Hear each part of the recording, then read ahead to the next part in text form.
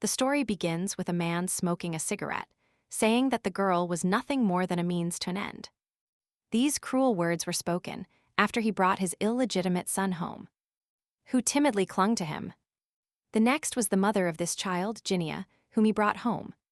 Due to emotional turmoil, she fell ill and, under the pretext that she needed medical attention, her husband tried to throw her out of the house, so there was no longer a place for her as the first princess of this empire.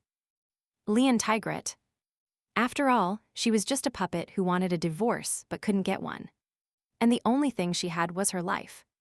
Throughout her short life, she was manipulated, and even her death was used by her husband for selfish purposes. She always wondered if the dead had dreams or not. But the girl could not deny that this was her reality and not a bad dream. The heroine was driven by the desire to avenge all the suffering people forced her to endure throughout her life. At that moment, the modest decoration fell to the ground with a crash. Although someone's hand in a black glove managed to catch it, it turned out to be a black-haired man staring at her. And the girl looked at him in response, with gratitude ready on her lips. In this reality, she was driven not only by revenge, but also by love. The heroine prayed to all the gods, so she could achieve everything with her own hands. It was during the funeral of her fifth husband that she, dressed in mourning, tilted her head back slightly, lost in thought. She firmly grasped the hem of her dress, determined not to lose this opportunity since she had been given another chance to have a family that even the emperor could not refuse nor insult. And someone desperate enough to accept a princess with a dark past. And rumors behind her back. The one who brought the death of 5 husbands with her appearance in their lives. Only someone with great strength who could compete with the emperor could help her. That is, Duke Alagator seemed too distant for ordinary people. She made a request to him, and he turned around. The empire's princess asked him to make her Grand Duchess. But what he felt about it remained a mystery to some extent. Her 5th husband also died, and rumors circulated around her that she was a cursed witch. She touched the coffin with the cold corpse of her husband completely wrapped in white. At that moment, the only thing she could think of was that she wanted to return to her room as soon as possible. Once upon a time, the first princess was called the most noble and beautiful flower of the empire. It only took a year for her to be labeled a witch. At the age of 20, she married by her father's order.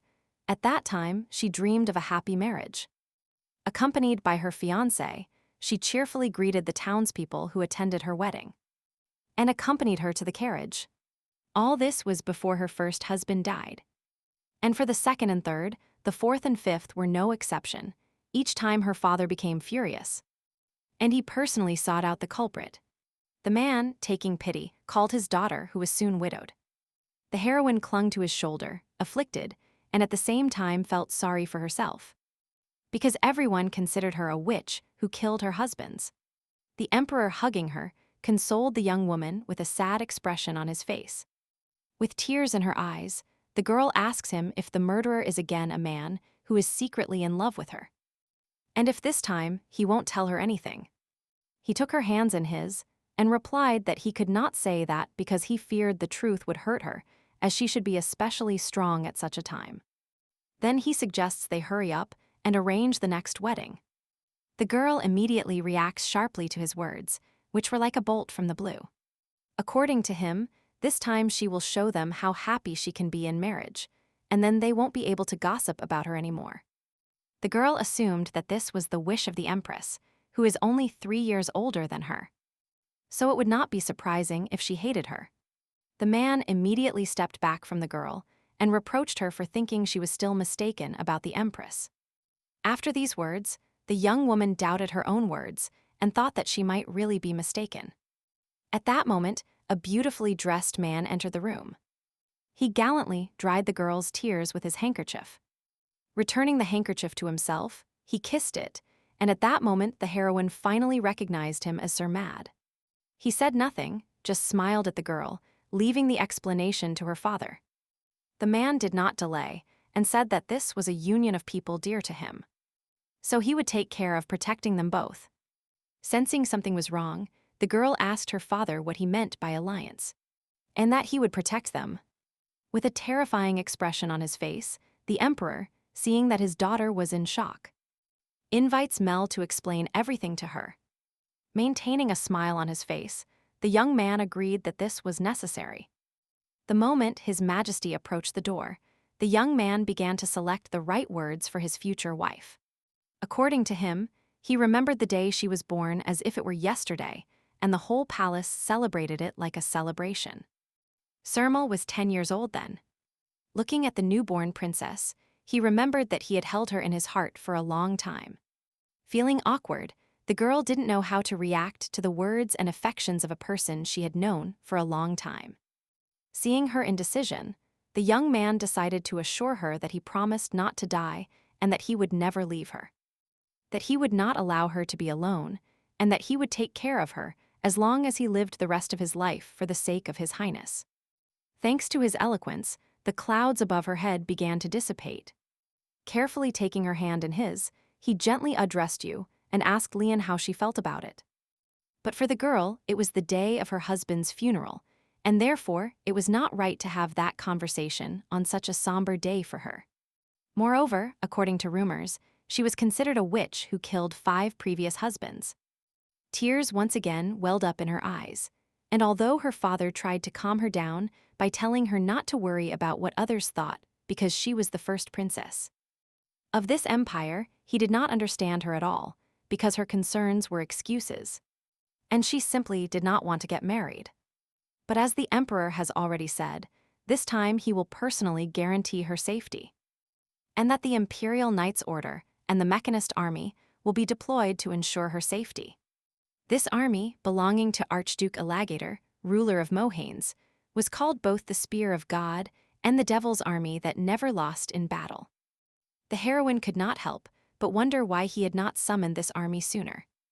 But her semantic process was interrupted by her father, who promised not to ask her to marry again if anything happened to Honey, and asked her to trust her father for the last time. At that moment, the girl felt hope, knowing she wouldn't have to marry a 7th time, even if Matt died. At that moment, the young man in question began to nod thoughtfully, being sure that he felt confused. So she married for the 6th time. The maids decorating her kept lamenting that the princess looked beautiful. But she didn't feel that way at all.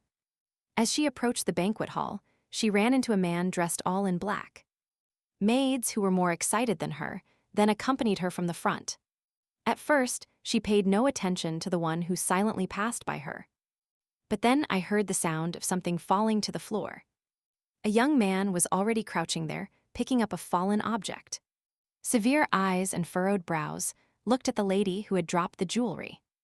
Clazian Elagator, without saying anything, approached the girl and handed her the thing. She remembered the last day of the funeral, when she first saw him burst into the hall. He didn't look like any man she had ever known in her life, and she couldn't take her eyes off him. Just as she couldn't look away right now. Having overcome this feeling, she politely thanked his lordship. After she spoke to him for the first time, the man flinched as if he hadn't expected it. But then he nodded slightly, maintaining a tense posture. Still without saying a word, he bowed to the lady, and then quickly moved away from her line of sight. The girl was sure he wasn't mute and could speak. This means that the army of Mosanes will really defend this place. She remembered her father's words, that he truly wanted her to be happy, and frowned. The girl wondered if she would really live happily if Sir Mad survived. As Mayor Mad promised, she woke up safe and sound the next day. The heroine spent the first morning with her husband without encountering his death and wondered if her happiness would continue. By decree of the Grand Emperor, Sir Mad Cranchesta was granted the title and properties of Marquis. Passers-by considered such an elevation in title unprecedented. Mad looked at his now wife with a malicious expression on his face. Touching the princess's shoulder, he said that a husband with a low title would be unfavorable for her, and shows how the emperor cares for his daughter, which the girl finds credible. Her father continued to bestow great gifts upon Sir Mel, including a large mansion and a mine. Lian didn't know why, but she didn't feel happy, although she should have been grateful. She was sure she was just tired. For some time, the marriage she had always dreamed of survived, and featured an affectionate husband, and the generous support of her father, until her supposedly affectionate husband brought her a small child. The heroine immediately suspected something was wrong. The answer was not long in coming, and the Marquis declared him his son. The princess was shocked to the core by such betrayal. She dropped the flowers she had been holding because her husband had brought his illegitimate son home. The girl hopes that not everything is like this in reality, and she misheard, so she decides to ask again what he said. Leon, fearfully, diverts her gaze to the child to analyze him. The girl notices similar features in her husband. What struck her most was the same eye and hair color. At first, the man was silent, but then, with a sigh, he held his head and said he understood why she was angry because he hadn't told her that before their wedding. But his child's mother was a courtesan, and she died a long time ago, and she was not an aristocrat. Moreover, at that moment he twisted his face and added that she did not understand that he would have no more children, and that he was the only descendant of the Marquis of Cranchist. After the wedding, Meta was diagnosed with infertility. This was the result of an accident when he was wounded on the battlefield a few months ago. Naturally, she never had children with any of the husbands and thought it would continue this way. While she was deep in these dark thoughts, her husband again began to talk about wanting to add the child to the family register. But he needed his wife's permission. After hearing the words about the family register, the girl could not believe how he could do this to her. Since Digriot's laws are very strict, she will need Leanne's permission to add someone else's son to the family register. Seeing the child's pitiful face, the girl understood that she could not even be angry, even though she had every right to do so. She composed herself and asked her personal maid, Noelle, to take the child and give him something to eat, and hurried to carry out her order. Looking back at the girl, Noelle could see the face of distress she was trying to hide with her hand. But she understood that she could not help her in any way. The last thing she heard and saw, as the doors were almost closed, was the Marquis, who approached his wife and, taking her by the shoulders, asked if she wanted to adopt his son. The next day, the heroine sealed the letter, which she had already finished. She decided to write to her father, the emperor, to consult him about her family situation. But she was worried that he would get angry and punish her husband. But her suspicions were unfounded, because she received an unexpected reply from him, which made Mad so pleased that he even thanked the heroine and told her that he would do everything in his power for her sake. And now her son. With trembling hands, the princess reread His Majesty's reply because she thought he would take her side in this matter, which would be logical and correct. This is how at the age of 21 she had an 8-year-old son and at first tried to approach him and asked if he wanted anything, but he never contacted her. At one point, the boy revealed that all he wanted was to see his mother because he missed her very much. Then she realized that he would never call her mother and that she should stop wasting her energy on this. But she couldn't help it and hoped that if she continued persisting, her efforts would be worth it. But Matt brought surprising new news. At one of their tea parties, he said he wanted to bring the boy's mother.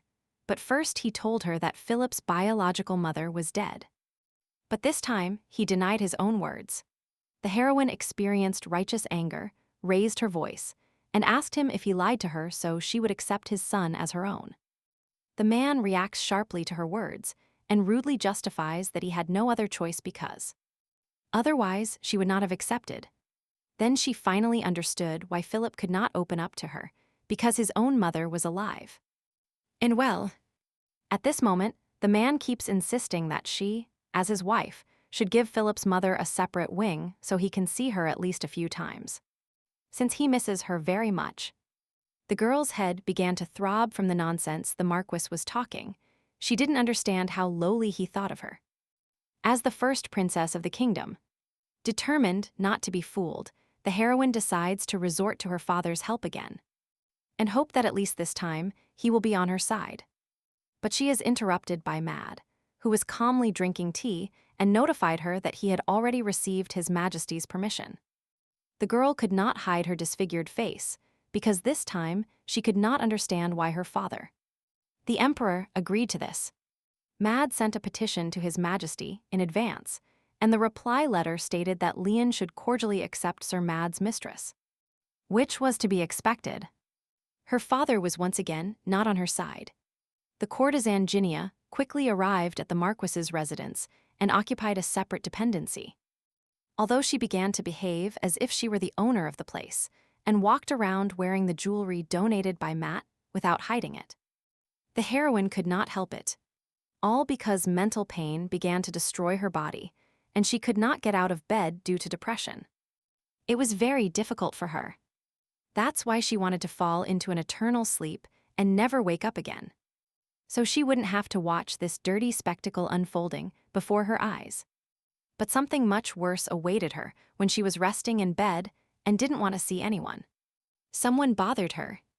It was her husband, who, when asked why he had come here, said there was no place in this house where he could not enter. After throwing a similar dart at his sick wife, he decided to get down to business. He takes her hand to her cheek and invites her to go south to regain strength. Of course, the heroine reacts sharply to these words, already expecting a trap. Because she knew this was not being done for her sake, but for his personal benefit, and pulls the Marquis's hand away from her cheek. Although the girl had almost no strength left, and her haggard face spoke directly of this, she finds the strength to express her indignation upon realizing that the girl he brought into his house not only took him away, but also wants to take her place. The man spread his arms to the sides and explained that his mistress Ginia was not to blame for Leon not feeling well, and that she should stop throwing accusations. Moreover, he provocatively asked if it was really the former courtesan who was destroying their families. And this statement left the haggard girl paralyzed. Smiling ironically, the heroine realized that Mad didn't even want to listen to her end. Moreover, he wanted to throw her out under the pretext of caring for her health. While the man decided to smoke due to the long silence and began to talk about how she could take her time to answer and think carefully. But the heroine interrupted him by saying that she had decided to divorce him. After this day, she finally found peace, and her health improved day by day. But Matt began to visit her more often, although several times he humiliated her when following her and insulted her. He seemed to appear out of nowhere and wouldn't leave her alone, even if she was not in the mood. Such behavior, after being ignored for a long time, incredibly angered the girl. Feeling the same, the man with a fake smile explained to the heroine that husband and wife should spend time together more often. According to the heroine, the Marquis was very afraid of their divorce, because then he would literally lose everything he got for free. That is, the title deed to the land and mines, the Marquis's residence. And even his son's status would disappear in an instant. But it was too late to try to fix their bad relationship on his part, because she had made a final decision that could not be doubted. At one of the tea meetings imposed on her, she told him directly that such an attitude and attention would not change anything. While pouring tea into her cup, the man grimaced in pain and agreed that he could not earn her forgiveness in just 1 week. But he still intended to correct the mistakes of the past few years. Calmly taking her newly filled cup in her hands, the heroine categorically refuses. And she does not believe his words and says that nothing can change her mind. Matt realized he wouldn't get anything from her with his promises and frowned sadly. Sighing sadly, he replied that a broken heart is indeed difficult to mend. Having finished her tea, the girl could not help but think that before, she was sometimes fooled by his false kindness that had nothing to do with love or affection. Putting the cup back on the table, she continues her thought about divorce by saying that the news of the divorce will stir up society for a while, when everything is shifting by itself. Does Meta decide to bring her mistress and her illegitimate son to the main building or not? Before she could finish the last sentence, the heroine felt the taste of iron in her mouth. Blood gushed from her mouth, staining her white shirt red, and the girl, with horror in her aquamarine eyes, looked at the culprit of her condition without believing what she saw. At that moment, Matt calmly took out a new cigarette and reminded his wife of the words he had once said. Maintaining surprising composure, he said that he would not get a divorce even if he died. or until she did. Leon could not utter a word and looked at her bloody hands with a blurred vision. At that moment, the young man frowned, looked at her, and said that divorce would not happen in any case because such a development option was unacceptable to him. Otherwise, Philip would once again be the son of a prostitute. He decided to answer his wife's unspoken question, who was one step away from death. Why he hadn't done it sooner. Using the last strength she had left, Leon grabbed the table with her bloody fingers and began to threaten him with what would happen to him if his father found out about this. The man realized that she was doing her best to tell him and asked her if she still believed that her father loved her and if she had tried to find out what was happening before her fifth husband died. The girl looked in horror at the man towering over her, who uttered words so caustic that they pierced her like knives in the heart. From her face it was clear that she knew nothing. Therefore, in his opinion, it was better that she died right now, because a fool like her had no reason to live. Approaching the main character's ear, the man menacingly whispered in her ear that this is the end, and that she should listen carefully to what he will now reveal. Finally, after a pause for effect, the man revealed the girl the truth that she had been used all this time. All this time, she was just the emperor's obedient doll, a tool of the king to eliminate his enemies. This was the meaning of her existence, and she didn't even know it. After telling all this, the girl finally understood everything. At that moment, the man took a lock of her hair and admitted that he only needed her status to arrange his son's future. And coincidentally, their interests coincided with those of the emperor. The moment her mother took poison instead of the emperor and died, Mad decided to take advantage of His Majesty's worsening paranoid disorder and get rid of the Republican Party. He allowed the girl to live as long as he needed her, and then poisoned her when he achieved all his goals. Although it would be good for him to get rid of Archduke Alligator too, but thanks to her, the troops of Viscount Barimuth were in his hands. So that would not be the case. In his opinion, she had done a good job in his favor, and he would have liked to tell more. But she had no time, so he just congratulated her on the freedom she so desired. Having finished speaking, the young man threw a cigarette butt onto the girl's head, who by that time was already dead. Thus she became Merla, but if she had been a little wiser and at least a little more prudent, or at least hadn't married Mad, everything would have been different. As a result, the only person who mourned her was her maid. At that moment, the girl, with horror on her face, opened her eyes lying in bed, and not on the table. She looked around to assess the situation. The heroine could not believe what was happening, but she was in her room even though she had left the mansion 3 years ago. The girl thought it was a dream because it was the room of Viscount Barimuth, her fifth husband. Putting her feet on the floor, she clearly remembered that she had previously died from poison in her teacup. At that moment, the room door opened slightly, and the light from the hallway fell on the heroine's pale face, taking her by surprise, causing her whole body to contract. But it turned out to be her personal maid, who came to wake her as the funeral would begin soon. Leon called Noelle with an incredulous voice, and she turned her head towards her with an understanding look. The only one who really suffered after her death and felt sorry for her. She called the girl not to move away from her, to be able to look at her properly and convince herself that Noelle was not a hallucination. Noelle followed her order and decided to open the curtains so that sunlight could enter the room, and casually asked if her mistress had had a nightmare because she looked very pale. But the heroine did not answer her words in any way and asked where exactly they were to be sure of her guess. Thinking her mistress had gone completely mad with grief, the maid replied with a bitter smile that they were in Viscount Barimuth's mansion. The puzzle began to fit into a single picture because the funeral, Viscount Barimuth's mansion. All this happened exactly 3 years ago. With an astonished look, the heroine decided to ask again if they were really burying Viscount Barimuth. This time Noelle replied affirmatively, but she was cautious because the princess was behaving rather strangely. Having now heard the confirmation of her words, the heroine was 100% sure. She definitely went back in time and 3 years ago, that is, before all the events that completely destroyed her peace. For the first time in her memory, Lian laughed so sincerely and was overwhelmed with unprecedented delight. Such a reaction surprised the young maid, and she stutteringly carefully called the princess. But the other side did not react in any way to her attempts to find her. Although after a while, her laughter died down on its own. Her face became extremely serious, and she ordered Noelle to call the other maid since, according to etiquette, it was impossible to keep guests waiting that long. Familiar clothes, a breathtaking atmosphere, that is nothing new.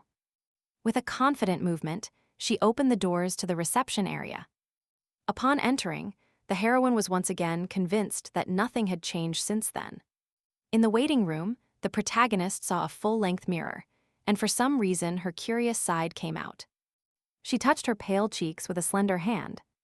Lian couldn't help but notice that at that moment, her face really shone, because she wasn't being bullied in her own home with her husband's. But there was something much more important why she returned at that moment. Leaning her forehead against the mirror, she thought why she was sent to the past. She remembered Mad's words that she was just an obedient doll, and remembered that her father proposed marrying Mad right here. Which means it will happen soon. And just as she miscalculated, he arrived at that very moment with an expressionless face. And greeted his daughter. Hiding her thoughts, the girl also greeted the emperor's father as expected, calling him the son of the kingdom. Everything was as in her memories, and the king and Mad were behind him. The emperor initiated the conversation by saying that she looked very upset because she was expressionless. But the girl was already staring at her husband from the future with all her might. A heartless father who took advantage of the aristocrat's desire to seize her. But there was a glimmer of hope in her soul that Mad lied to her to cause even more pain. But at that moment, her father again started talking about the 6th wedding. Then the girl froze for a second at these words and did not respond. But then she twisted a self-deprecating smile on her face, not understanding what she expected because it was reality. If she had really gone back in time, then this was her chance to do things right. And take revenge. Therefore, so as not to repeat past mistakes, the heroine decisively told the emperor that she would not marry again, thus strengthening her position. Immediately after this declaration, the atmosphere in the room became unbearably tense. And the emperor, who did not expect such words from his always obedient daughter, even asked again in shock. Not paying attention to his reaction, the heroine made a bitter face and said that of course she would when she got married again. But definitely not now, as her 5th husband's funeral had taken place recently. Gently taking the old man's hand, the girl softly asked him not to press her about the 6th wedding. Because one cannot do that and talk about the next wedding at her husband's funeral. Which is immoral. Lian understood that for her father this situation would be strange, as the always obedient daughter was going against her father, whom she at least always listened to. The thoughtful man scratched his gray beard and thought that it was very difficult for his daughter now. And so he asked her how much time she needed and how long she would mourn the deceased. The princess could not believe that her attempt to buy time was actually successful. And she asked the emperor to give her at least a month, and that this, in her opinion, would be enough to show respect to the deceased. She promised His Majesty to return to the palace in exactly 1 month. At that moment, Surmed and the emperor were traveling in a majestic carriage, opposite each other on their way back to the palace. And the old man decided to share his experiences with his assistant by asking him if Lian had behaved strangely today. The young man supported his thoughts and replied that she was somehow downcast and taciturn, which the emperor could not help but agree with. However, he could not understand exactly when she became like that, because she had never interrupted him before or contradicted, and therefore the conclusion suggested that someone had a bad influence on her. The man asked if there had been any report from Laurent, but Matt replied that there was no news yet. At the same time, the young man also thought that someone had deceived the obedient doll, and his first candidate immediately became Guardian. Then the emperor decided to ask about new prophecies, but the temple had been silent lately. On Lian's birthday, a prophecy appeared stating that the first star that fell to Earth would create a fire, and the fire would consume the Earth and the judgment of the kings of the earth would begin. It was a prophecy about which the king had a pathological fear of the first princess. It was thanks to him that it was so easy for Mad to manipulate the emperor. And he also easily managed to gain the support of the new queen because she envies the princess as a woman. Just as he thought this, the emperor asked him to increase Lian's security and add maids so it would be easier to control her, and he regretted that Mad would have to wait a little longer for him to keep his promise. The Viscount smiled at the older man's assurances and nodded, willing to wait a little longer, to fall into the hands of the emperor's daughter, who is locked in a cage and will be used in every possible way for his own interests. At the same time, the young woman, for whom the highest-ranking people in the empire had big plans, thought that marriage with Mad must be avoided at all costs during this month. All properties received after 2 marriages went to the royal treasury. And if she sells the jewelry, the news will be sent to the palace, and since she has no means to escape, she won't be able to escape either. She needs to find someone who cannot compare to Mada, and fortunately, the girl's memory was good. And she remembers exactly what the maids were talking about regarding the men of the empire. And there was one man whom the king could not refuse at some price. Under what circumstances? The one who can accept the princess who killed 5 husbands, the man who has everything she needs. And therefore only he can help her. The black-haired man was talking to the emperor, and it was about how he personally knew Viscount Barimut. And the old man replied that he understood this, and now that he was leaving this place, he needed to rest properly and return. But the young man refused and said that the territory could not remain empty for so long. Then the emperor made a request to the archduke. At that moment, the girl opened her eyes and wondered if it was a dream. She momentarily met the archduke on the way to the bedroom. And he, by his father's order, was supposed to protect her and Mad during their wedding night. Finally, the last day of the funeral arrived, and everyone who should have come arrived except one person. As soon as she thought of this, someone crossed the threshold of Viscount Barimut's reception hall. It was the archduke, whom the main character was waiting for. The man placed the flowers on Viscount's tombstone and immediately turned around. He would have just walked past her, but the girl called him in a timid voice. At first there was a long pause, but finally the young man deigned to ask her what had happened. The girl flinched at such a direct and rude answer, an attitude towards the first princess of the empire. But she composed herself and carefully said that she had had a conversation with him and asked him to dedicate some of his personal time to her. At first the man thought about something, and for a moment it seemed that she wanted to refuse. But then he closed his eyes and nodded briefly, indicating that he was ready to hear her request. He turned around on the spot and walked straight towards the main character, and stopped a meter away from her. Maybe he didn't want to, but his words that she could start talking sounded in an orderly tone. This confused the girl and made her nervous, and she asked if he was busy, to which he replied that he could not say he wasn't. She just wanted to collapse on the floor, but this was her only chance to change her life. If she misses it, she will have to marry Matt again and go through the circles of hell for the second time. If she weren't ready to fight, she would have committed suicide as soon as she returned. So she was just waiting for the right moment to change her life, and for this, she needs this man. She wanted to take advantage of his strength and power and immediately divorce him. So she started talking about help. The gloomy man found this interesting and asked what kind of help the princess needed. And who had everything.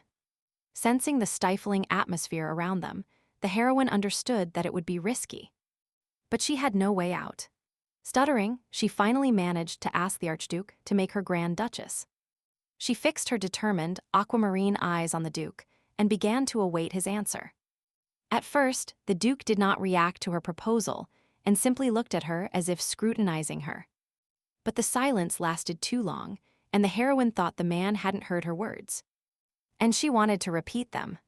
Then the man interrupted her and replied that he would pretend he hadn't heard anything, because apparently she hadn't recovered from the loss of her husband yet.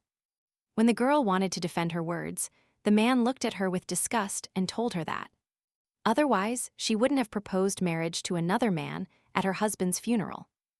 Although the girl was not referring to an actual proposal, but rather a cooperation.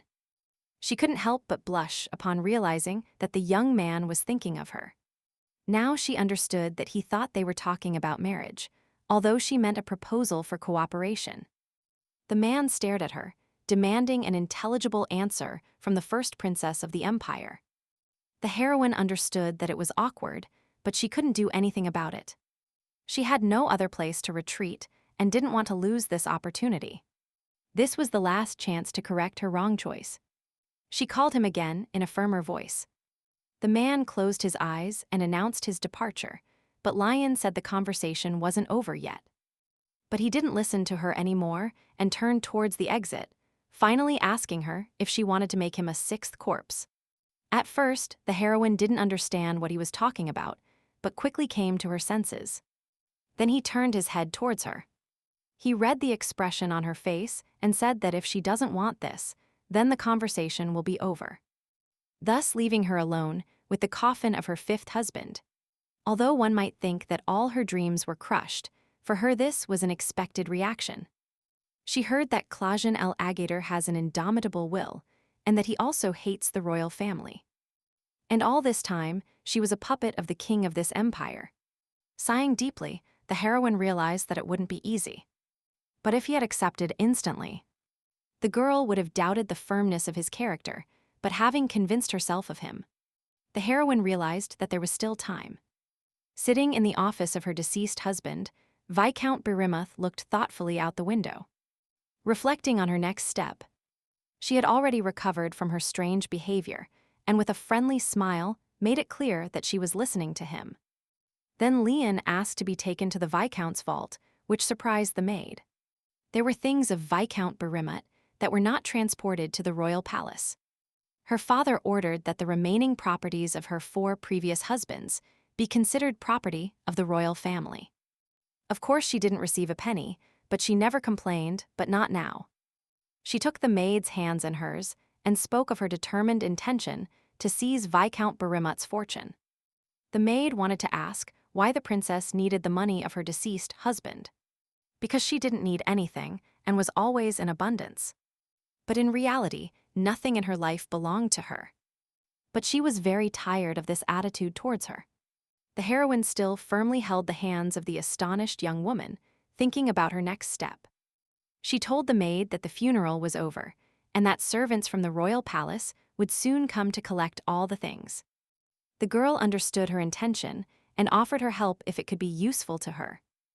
They were still in the Viscount's office, and the princess carefully drew up a plan to seize the property.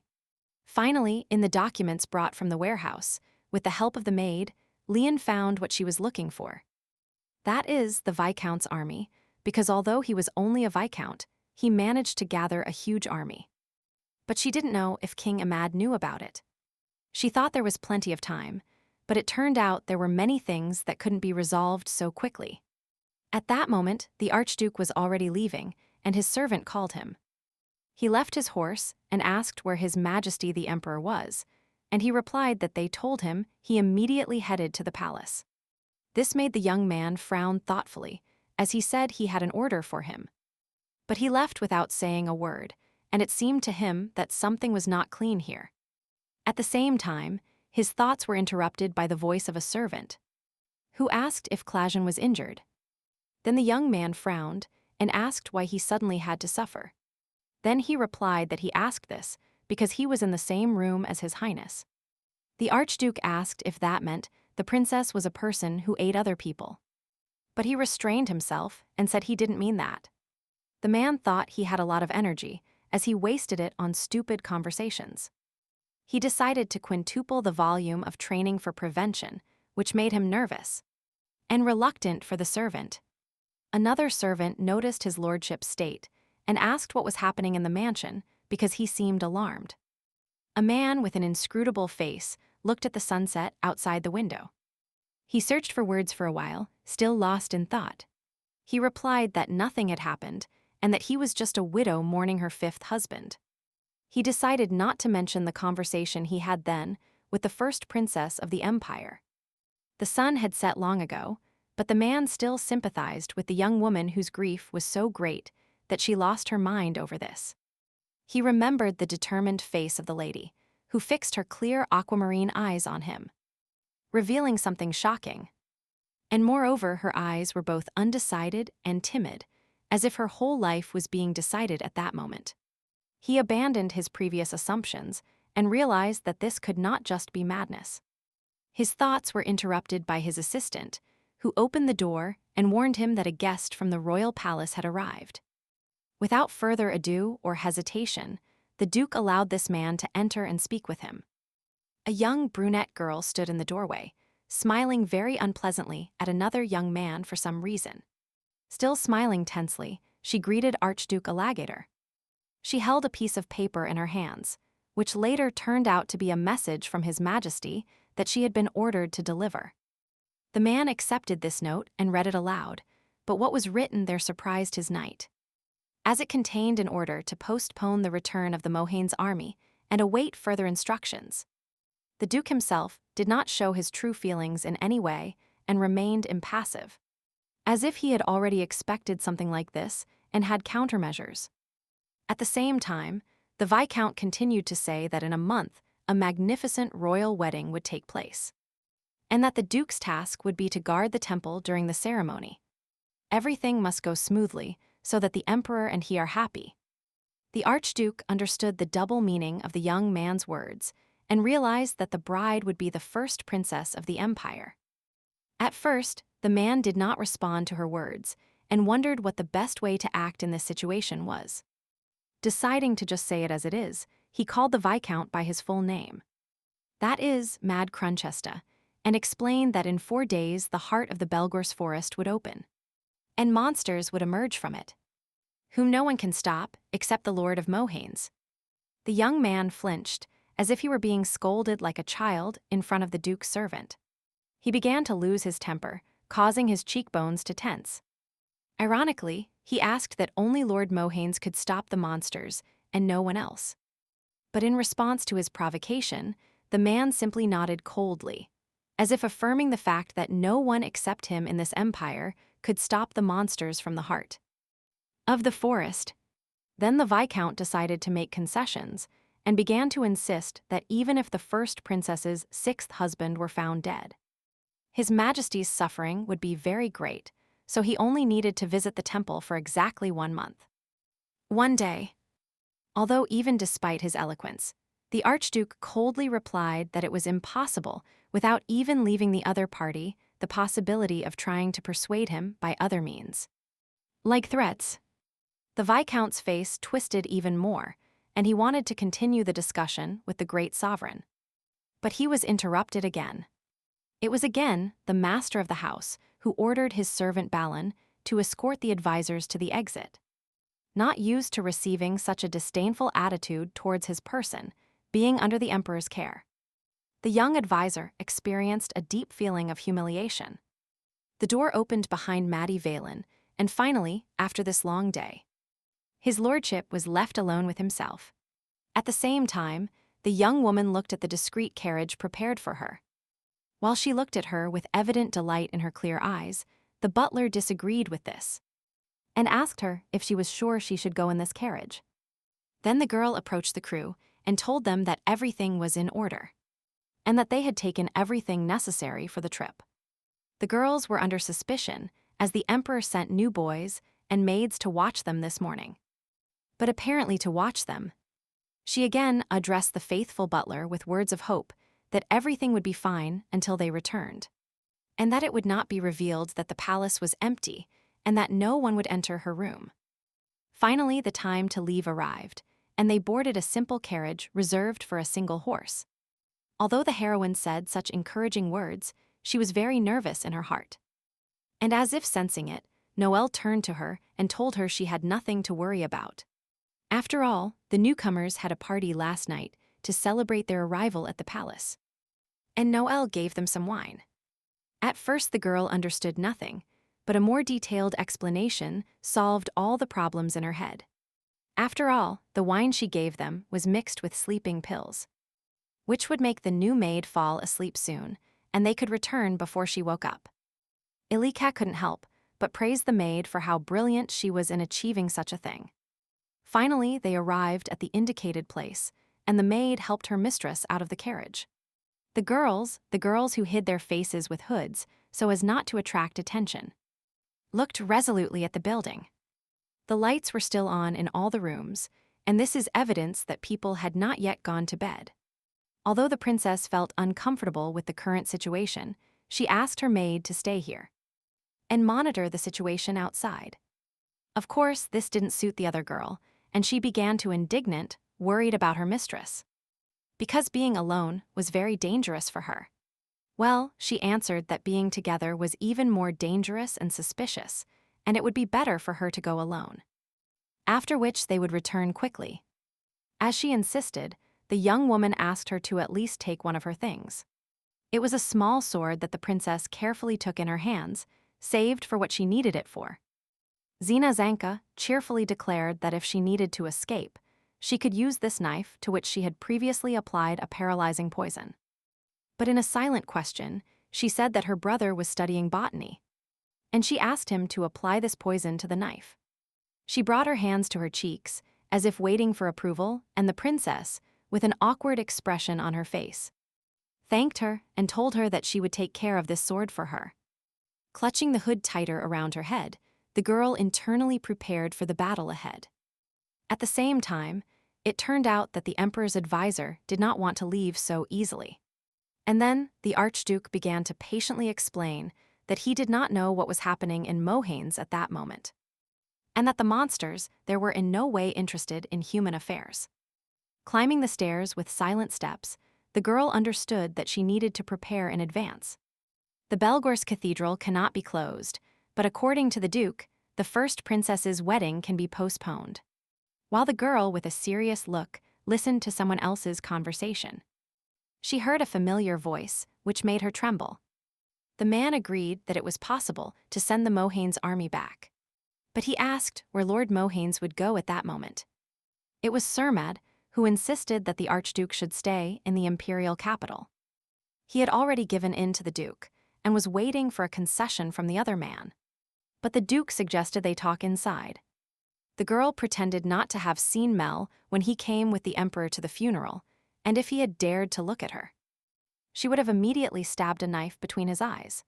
She wanted to kill him so much even now with this sword that Noel gave her. While indulging in such bloody thoughts, someone grabbed her by the shoulder and stated that their conversation had been overheard. He quickly turned the little one towards him and recognized him as the princess they were talking about in their conversation. Wondering what he was doing, he asked her why she had come here and why she was doing it.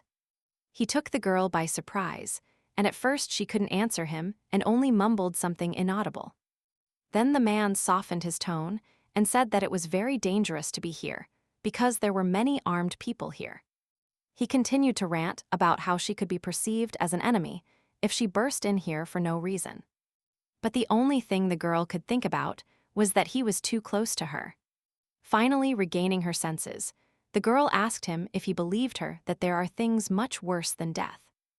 And then she stared at him with a stubborn look, while maintaining a very serious look.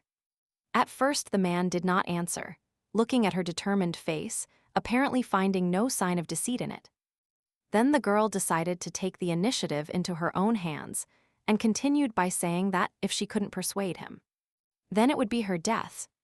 After all, it doesn't matter to her if she dies in the palace, in her own room, or here. At the same time, the Viscount again made himself known, and asked the young man to reconsider his proposal. And while the latter was speaking, the princess quickly hid behind His Highness. She asked him what else he had to give so that he would accept, and asked him to quickly pass the answer to the king. And with that she took her leave. The Archduke made it clear that he understood her warning, and took his leave from Madcranchester from the adjacent room where he was with the young woman. Both the princess and the Duke looked at the back of the Viscount, who was leaving to continue their interrupted conversation. Now that it was clear on the horizon, the man asked what dangerous place the princess was talking about. Then the girl grabbed his shirt with her hand as if it were a lifeline, and said movingly that the master must really save her so that she doesn't end up in this place. The man took her words as a threat to the princess's life, and he was not lazy in expressing his concerns. The girl reacted to his statement with condemnation and ironically asked if this threat would have worked on him. Then the man began to list the names of the young woman's deceased husbands. Like the Rishi-Arius knight, Count Munchausen, Marquis Trial, Count Kylrech. And finally, the recent Marquis of Barimuth. He asked in a gloomy tone if it was his turn after all these deaths. The Duke again took her by the shoulders and decided to immediately find out if her father. The Emperor had ordered the girl to do this. The girl was indignant at such an assumption and shook her head negatively, saying that she had come here of her own free will. Although she said it, the young man didn't care because he heard that her 6th marriage would take place in a month. The heroine couldn't help but feel offended, not understanding what he thought of her, and blaming the crazy Marquis and the crazy king for this. Having decided more, she did not hesitate to reply that she did not want the type of marriage that the emperor attributed to her. Then the man asked if one of the marquises was crazy, as he did not want to marry him.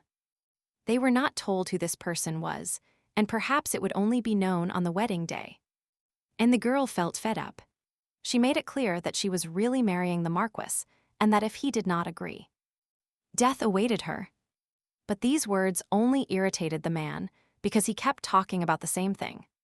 Then the girl thought for a while, stared at a point, and decided to show him her trump card. Lifting her head again to look him straight in the eye, she replied that she would help the kingdom of Mohans gain its independence. The young man could only smile at such naivety and ask her if she thought they would not be able to achieve independence on their own.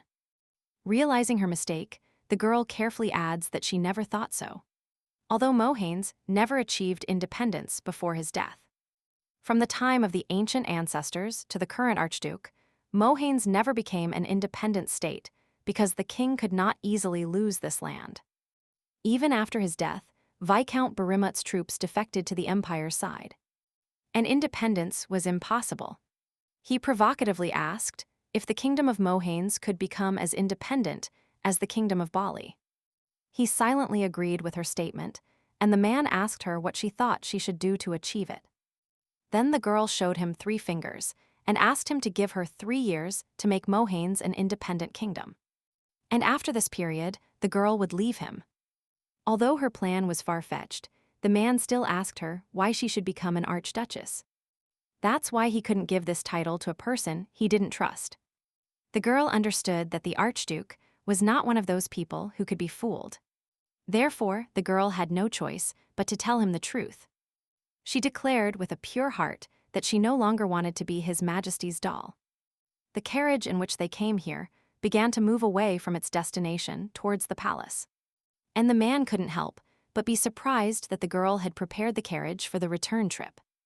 He recalled her dialogue that if she wanted to, the girl would help him annul the marriage, and that her assets would not be harmed in any way and would not affect the honor of the Archduke's family. The Duke knew that this was a dangerous place, but he did not accompany her because she herself risked her life to get here. He decided to make inquiries and asked his deputy what kind of person this first princess of the empire was. Although he was surprised by the question asked, he, as befits a good informant, said that her name was Leon and that she was his doll, raised by His Majesty the Emperor, and also a flower in a pot who was married 5 times. But the interesting thing is that all 5 times were with courtiers of Count Falz's family. And this is not an accident. Rubbing his chin thoughtfully, he decided to ask his master for his opinion. No one was aware that the king was using the first princess, and it was the noble's own decision to send a marriage request to the palace. The king did not insist on the marriage, but of course, they could not be sure that the marriage was not pressure on the princess from her father and the royal family. Looking thoughtfully out of the window of his office, the Duke reports that in a month she will marry for the 6th time. The other man was truly impressed, because it hadn't even been a year since the funeral of her 5th husband. But perhaps only a fool would decide to marry her. He replies that she said her 6th fiancé would be Matt Crunches, and the deputy immediately began trying to remember him. Finally, remembering, he asks if it is Matt who is a member of the royal family. The man does not answer, and this only confirms his words. He recalls Leon's words when she asked if he agreed that everything was very strange. She was going to give an answer to the royal family, so she would wait for his answer to her proposal. But he noticed that she didn't have much time. The carriage returned very quickly to reach the palace before everyone woke up. Sitting in the carriage, Noelle first asked her mistress what happened while she was gone. She replied that everything went well, and the girl sighed in relief, asking if the princess was tired. And if so, she would prepare her aromatic tea when they returned. Leon could only smile at such a declaration and say that she would wait. They arrived at the palace, but the lights were on everywhere, which was not a good sign. Looking through the slits of the window cloth, she felt that something was wrong. There she saw knights running around, looking for something or someone. It was a shocking discovery, but the girl realized that she had been caught. The heroine had no time, because soon they would start questioning her, and it was unlikely that she could escape the mansion. So she asked Noelle to go back and hand the black envelope to the Archduke. She didn't understand why this was necessary and what she was going to do, but she quickly sent her back, explaining that if she didn't do it now, the king would find her wherever she was. Even if he had to search the entire continent. They would take this letter from her, and everything would be lost, so her life was now in Noelle's hands. If Leon is safe, then she can take this as a dowry. Maybe he will be interested in the contents of the document. At that moment, while the girl was reporting the servants about her presence, distracting her, a man who had been here recently approached His Highness. And she said it was the princess's maid, and since he himself saw her and her carriage. This did not seem to be a lie. The man allowed her in, and she, with tears in her eyes, handed him an envelope from the princess. The Duke opened the black envelope right in front of the maid, and was surprised by what was written there, because he did not expect this at all. At that moment, 3 years later, the girl returned to the palace, which she had to leave after marrying Mad. She needed to trick the emperor better. She should have acted more carefully and cautiously. Although he probably started suspecting immediately after she refused to marry. And this was inevitable. She tried not to blame herself because it wasn't the end yet, and she could still fix everything. At that moment, the door to her room opened, and someone entered her room without notice. It was Lord Matt, who came here immediately along with servants, who were carrying a tea tray in their hands. He shamelessly sat on the bed right next to her, which unmarried people were not allowed to do according to etiquette. Of course, the girl felt disgust and writhed with her whole body, but she forced herself to endure his presence since she still had nothing in her hands. She firmly clutched the hem of her skirt to stop the trembling in her hands and regain her senses. The young man immediately got down to business, saying that he found out that she had left the mansion last night. And in response to her accusation of espionage, he said that he did it solely to protect her and monitor her. The girl responds that no one would dare endanger her, and says that she seems to have bothered His Majesty the Emperor. He replies that the Emperor did not sleep all night worried about his daughter. Mentally, the girl corrects him, knowing that he didn't sleep all night not because he was worried about her, but because he was angry and worried. At that moment, the Marquis continued by saying that the Emperor would soon come to the mansion, and that she should admit that she had made a mistake. She decided to make a fool of herself, and said she thought she could live freely until he returned to the imperial palace, and asked with a pitiful voice if her father was very angry. The man fell for her act and took the bait with a triumphant smile, willing to manipulate her in every possible way with the help of her feelings of guilt. He pretended to be thoughtful and replied that he would talk to His Majesty so that when he came, she wouldn't bother him anymore. She felt bad just hearing his nonsense, but obediently replied that she agreed with him, and that she would do whatever Lord Matt told her. The man nodded with satisfaction and told her to rest, and casually mentioned that she hadn't taken the medicine for a week, although he asked her not to miss any doses. The girl behind him bowed to Leon and gave her the brown medicine. The princess immediately recognized this strange medicine and felt unwell. This medicine that Matt gave her daily told her that she should clear her mind and calm her spirit and body, and it really worked for a while. Her restless mind found peace. The man held out his hand and asked her to quickly drink the medicine they had given her. The girl looked at the tray with an unknown drug. For some reason, this medicine made her feel very uncomfortable at this moment. Suddenly, her vision became blurry and dizzy. Later, when she woke up with a headache, she realized that she had lost consciousness. Tired of the cup, which was still next to her, she called her future husband a bastard. But she couldn't wonder what kind of drug it was because it could be a stabilizer. As Mad said, and a trick to control her health or cumulative poison, so it was strange that she didn't ask this question. She took a small bottle out of a drawer and poured the contents of the glass into it, realizing that she was truly a doll. At that moment, His Majesty the Emperor came to the princess, as Sir Mad had warned her. As soon as he entered, he immediately got down to business and said that he heard she lost consciousness. And she got hurt in her own house. The girl immediately began to deny it, because she knew he was using her health as an excuse to prevent her from returning. When she denied and downplayed what happened, the man asked her where she was last night.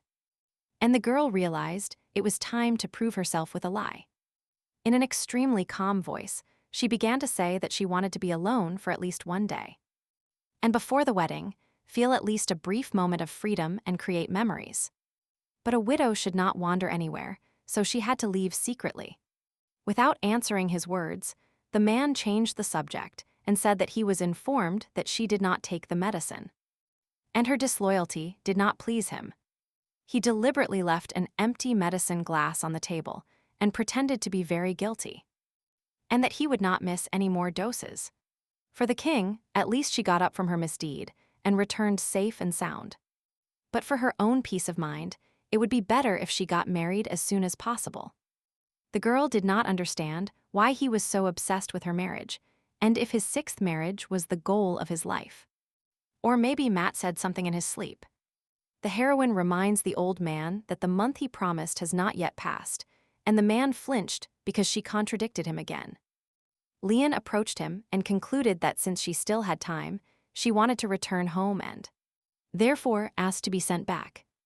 The husband's face stiffened immediately, and he menacingly asked her what she dared to say to his father now.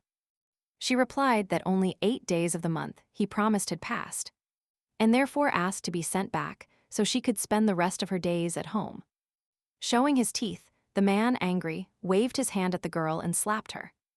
For the girl who did not expect such fury, this blow was completely unexpected, and she gasped in pain on her cheek. Even dropping his cane out of overwhelming indignation, the man raised his voice at her and asked her since when she had been criticizing his words and if she had stayed at home. She could have endured the whole month, and then added that it was she who first undermined his trust with her behavior. Holding her injured cheek, the girl analyzed his words that she had violated his trust. But it was he who ended up saying these words to the one he had deceived all his life. Sometimes she wondered if, even though he raised her like an object, he truly did not feel the slightest affection for his first daughter. Although she knew the truth, the reason for her existence struck her. After all, even after such treatment, she felt sorry for them. And not for herself, and it was stupid and pathetic. Looking at the girl with a more rational look, he said he would call the doctor. He will say that the princess fell and woke up, but it seems she has not yet regained her senses. He again reminded her that she was the princess of this country, and that she was solely responsible for her actions. And the girl obediently agreed with his words. The king gently took her by the shoulder and told her that he understood her desire for freedom, but that the princess should not succumb to such vile feelings. The man says he considers the girl an intelligent child and is sure that she understood what he meant. And that's why he asks her to answer if she will follow his will. While she replied that by her father's will she would marry, as before, when someone interrupted them, which greatly angered the emperor. He said not to let anyone in, but it was Mad who announced the Archduke's visit. The news of Classian Alligator's visit to the audience immediately softened His Majesty's tone. He arrived, and this made Noel manage to hand the envelope to the Archduke. While he already knew why the Archduke had come, an old man told him to wait here, and that they would talk when she returned. Finally, the man met his guest and asked him what had happened. Because it was the first time, he saw him stay without proper order. But the latter answered nothing, saying that he was greeting His Majesty the Emperor. He wanted to offer him tea, but he refused, so he immediately got down to business and assumed that some important matter had brought him here. The young man also did not waste time and replied with permission to meet the first princess. The old man immediately became sad and said that it was impossible to achieve it. As the girl was a widow, it would be a mistake to leave unmarried princesses alone with an unmarried man. Then the Duke admits that he needs to discuss something with His Majesty about the mechanist. The Emperor immediately became very cautious and attentive to their conversation about Mohanes. He carefully replied that this child does not even know who Mohanes belongs to, and he cannot discuss anything with him. The young man defiantly offered to check, not giving the man an option because even if he refused, the Duke will return at another time. The man understood her intentions and ordered the princess to be brought in and everyone to leave, thus allowing him to meet the first princess and talk in front of him. A girl with swollen and flushed cheeks entered his room and said that she had not seen the Archduke since the funeral of her fifth husband. The man decided to play along and agreed with her statement, immediately noticing the changes in her. Her abrasions immediately caught his attention, about which the emperor said nothing or warned her father. Now that the princess had arrived, the man impatiently ordered her to tell him what was going on with Mohanes. But the young man wanted above all else to give her something. The king was interested in this document and quickly took it to read it. At that moment, the girl was cutting red roses and asked the servant if the princess was in the imperial palace. And she answered His Majesty, the Empress, positively. She heard that Her Majesty brought her in a hurry this morning. The young Empress felt that this time Her Highness was under suspicion.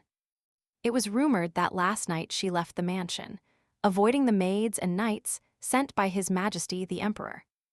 The girl laughed discreetly, surprised that her princess was trying to get out of her shell. She cut the flower, saying that no one wants her to leave her shell. To her, Leon de Grit was a poor and pathetic girl who had gone mad after all. And for the powerless, beauty is not a weapon but a real shackle. By the way, the girl had not been able to contact her brother for several days. And so, when ordering the maid, she sent a letter with the order to appear at the palace to the Empress. At that moment, a young maid carefully entered the Empress's room and said that Archduke Alligator was talking to His Majesty the Emperor. The young Empress's mood immediately lifted, and her face lit up with a bright smile, and her cheeks took on the color of her hair. But the following uncertain words radically worsened her mood. The girl's whole face twisted into a terrible grimace, and she menacingly asked the maid exactly what the Archduke had brought. At the same time, the young man in question told the Emperor that he had brought a marriage proposal with him. The Alligator family, protector of the Moans and all subsequent vassals, request that His Royal Highness, the first princess of the empire, become Archduchess. According to the Emperor, the Agator could become support for the opposition.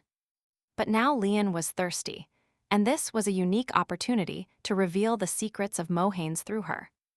She eagerly awaited the opportunity to destroy the Archduke and return Mohanes, and perhaps find out why only the Agator can control Mohanes.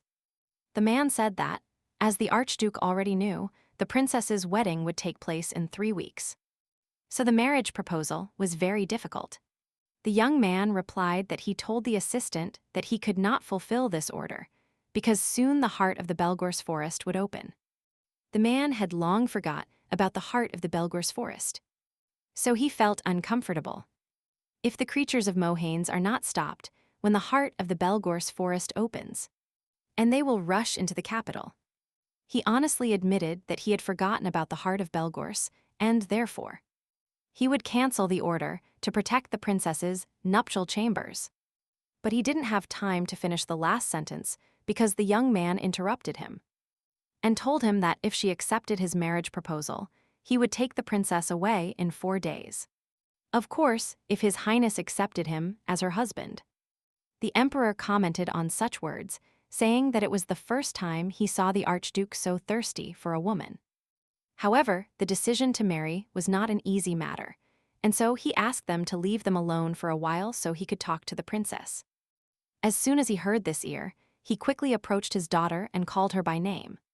As soon as she made it clear to him that she was listening, he called her his daughter with more feeling and perseverance. He said he would cancel the wedding in 3 weeks and hide her by leaving at night. But in return, she should accept the Archduke's marriage proposal. The girl, with an anxious expression on her face, stared at her father, feeling unwell, and therefore said nothing so as not to blurt out too much with joy. The man immediately became worried and said that he understood her concerns. However, this time it would be Archduke Alligator, and most likely what worried him would not happen. The girl still averted her gaze from him, silently signaling him to continue his persuasion and offer him something in return. Then the man suggested that if this time he died, and Cassian no longer forced the girl into an arranged marriage, he promised her a free life until the end of her days and asked her to finally trust her father. In her past life, the girl did exactly that, but everyone saw where it led. So this time, the girl will do everything differently. She made it clear that she would do something, and her father ordered her to, but she had one condition. Last night, when she went to the Archduke, she asked to personally appear at the palace with a marriage proposal. The young man did not like her words, and even asked her again, thinking he had misheard.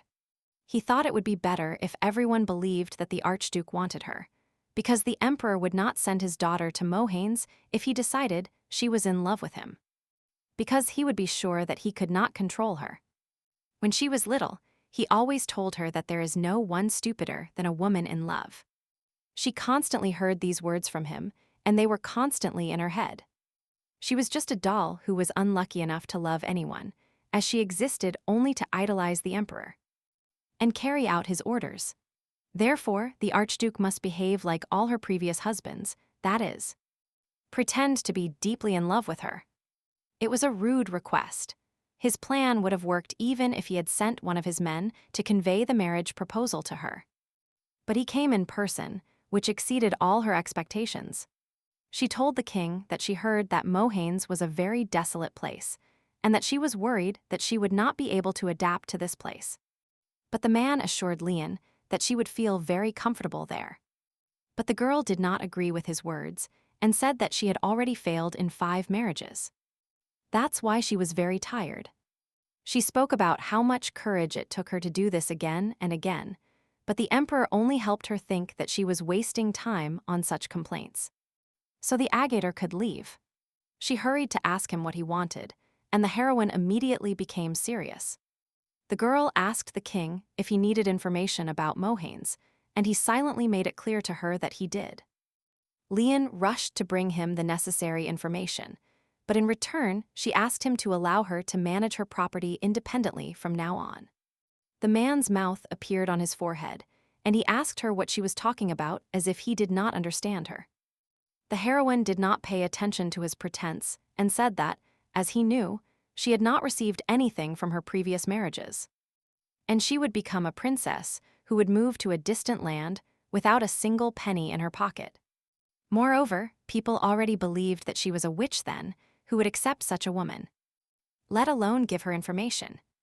Therefore, she asked him to promise her that he would not interfere with her personal fortune, and that she herself would manage her own funds, starting with the assets of Viscount Barimuth, and that her father should allow her at least such an insignificant amount so that she could sacrifice her life. The man immediately realized that his daughter had undoubtedly changed for the worse for him. But now, looking at her, he realized that it was already too late to do anything. She turned around and said that he had promised her a dowry anyway, and that therefore he could consider the Viscount's property as her treachery. This should be enough to protect her princess honor and settle in Mons. The heroine took his hand and told him that she would do everything possible not to disappoint him. The king called the Archduke and told him that Leon was his dear daughter, whom he knew very well. In exchange for canceling her planned 6th wedding and allowing her to marry him, The king asked him what he was willing to offer. The girl considered him a greedy old man because the Archduke's lands did not generate much income. So, what did he want to take from her? But surprisingly, the agator suggested that as soon as he returned to Mohanes, he would send 200 gold chests, 300 silver wolf furs, and 2,000 red bear furs from the Belger's forest. Leon was surprised because one chest was enough for a mid-level noble to live for a year. And a wolf fur was worth much more than a gold box. And the fur of a red bear costs even more for a long time in a place like Mohanes, where it is cold all year round. At that moment, Klajan said that the princess was, of course, more valuable, but that he hoped to accept it as a sign of his gratitude. The man showed no signs of being satisfied with this offer and simply nodded. The girl felt a deep dislike for him because of such a rude attitude. Now the man asked if he could speak to the princess alone. The king gave his consent and allowed them to talk as much as they wanted. The agator asked why the girl said nothing, because that was not what she wanted. But she said with a worried voice that she had gone too far, as despite coming in person. He even mentioned relatives and vassals, which made his task much easier. He showed the girl a piece of paper with something written on it and explained that the heroine had ordered him to deliver it to her maid. The girl assumed that he was surprised by her actions. The man asked her if she had always been so reckless, because she could have simply left this document for him and not come to the palace. But the man came, which means the girl's prognosis turned out to be correct, and she asked him to consider it as her dowry if necessary. The document he gave the Archduke was the necessary certificate and permission to transfer control of Viscount Barimuth's army to the El Agadir house. And he did not deny it. He knew Viscount Barimuth, so he probably already knew the size of the army. And maybe he even helped assemble it so he could take it without fear. While thoughtfully looking at the document, the girl said that in her hands it was useless anyway. After thinking for a while, the Archduke said that he would see her again tomorrow, and the girl allowed him to. Saying to take care of herself, she was sure that she would not die at that moment after all. This time, the emperor would not oppose her. But the problem was Mad. He probably already found out the news and wondered what he would do. The heroine had no doubt that she did not want to postpone the marriage because of Philip. She felt terrible pity for the boy, but she did not plan to ruin her life for him if Matt wanted to make him his legitimate heir. She needed to find another way. At that moment, her personal maid, Noelle, ran to meet the girl. The girl praised her and said that she had done an excellent job with her assignment to the Archduke. At that moment, the insecure girl warned the lady that her assistant was waiting for her outside the door. It turned out to be faster than the heroine expected, and she smiled. Noelle continued by saying that he looked extremely unhappy and that Her Highness should avoid him. But the girl did not follow his advice and ordered the doors to be opened, because she had been waiting for this moment. They sat opposite each other, but no one was going to speak first. Unable to bear the silence, the girl said that if Mad had something to say, he should do it. And leave. Until she reached Moans, she could not let her guard down. However, Mada could no longer be afraid.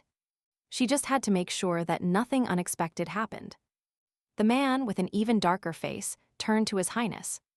And the girl, maintaining a calm appearance, gave him permission to express why he had come. He asked if she knew who would become her sixth fiancé. The heroine shook her head and said that this time it didn't matter either and meant nothing. Ahmad did not like her disdain for her sixth marriage, and he admitted that he should have been her fiancé. The girl pretended surprise and asked what the difference was. Even if she knew in advance that he would become her fiancé, she really hoped that she would disobey her father and insist on marrying Sir Mad. The man seemed not to hear her and said that if she did not want to go to Mohanes, he would help His Highness. The girl did not expect such insolence and even asked him again. He was shaking all over and repeated once more the words that he would side with her if she didn't want to go. The heroine, without hiding it, laughed at him and asked who said she didn't want Amohans. She couldn't believe she could behave so calmly in front of Mad, because every time she met him, she was tormented by remorse or resentment. Now, with a calm soul, she addressed her husband from a non-existent future. Of course, it would have been better if she had said these words 3 years ago. But she was still glad she could say them at least now. With a smile from the bottom of her heart, she said that she would not marry him and that there would be no seventh marriage. Neither in this life, nor in the next if she is reborn and finds him. She would rather die than marry him. He gets lost in dreams if he thinks he has a chance, and that's where their conversation ended. Which turned out not to be as difficult as she thought. While thinking about this, Matt raised his voice and called her, but the girl ignored his outburst of anger. And with a smile, she asked him to take care of himself. The maid Lika reported Mad's departure and asked her mistress if everything was okay with her after his visit. The princess agreed with Noel's words that Sir Mad was truly a frightening person. And terrifying. He is so terrible that he could ruin a woman's life by manipulating the emperor. But he is not brave enough to disobey his father's orders. If she had been able to do this, she would have revealed it long ago. Then she remembered Noel's words that her younger brother was studying medicinal herbs. The girl confirms it and boasts that he always ranks first in the academy. Mad was very interested in studying poisonous and medicinal herbs, and that's why he received the emperor's support. But this was not enough for him to pass on the title granted by the emperor to his son. And one of his medicines was called benchiamine. Philip wanted to earn recognition, so he followed in his father's footsteps and studied medicine, and she couldn't believe that the knowledge gained from caring for the child would help her.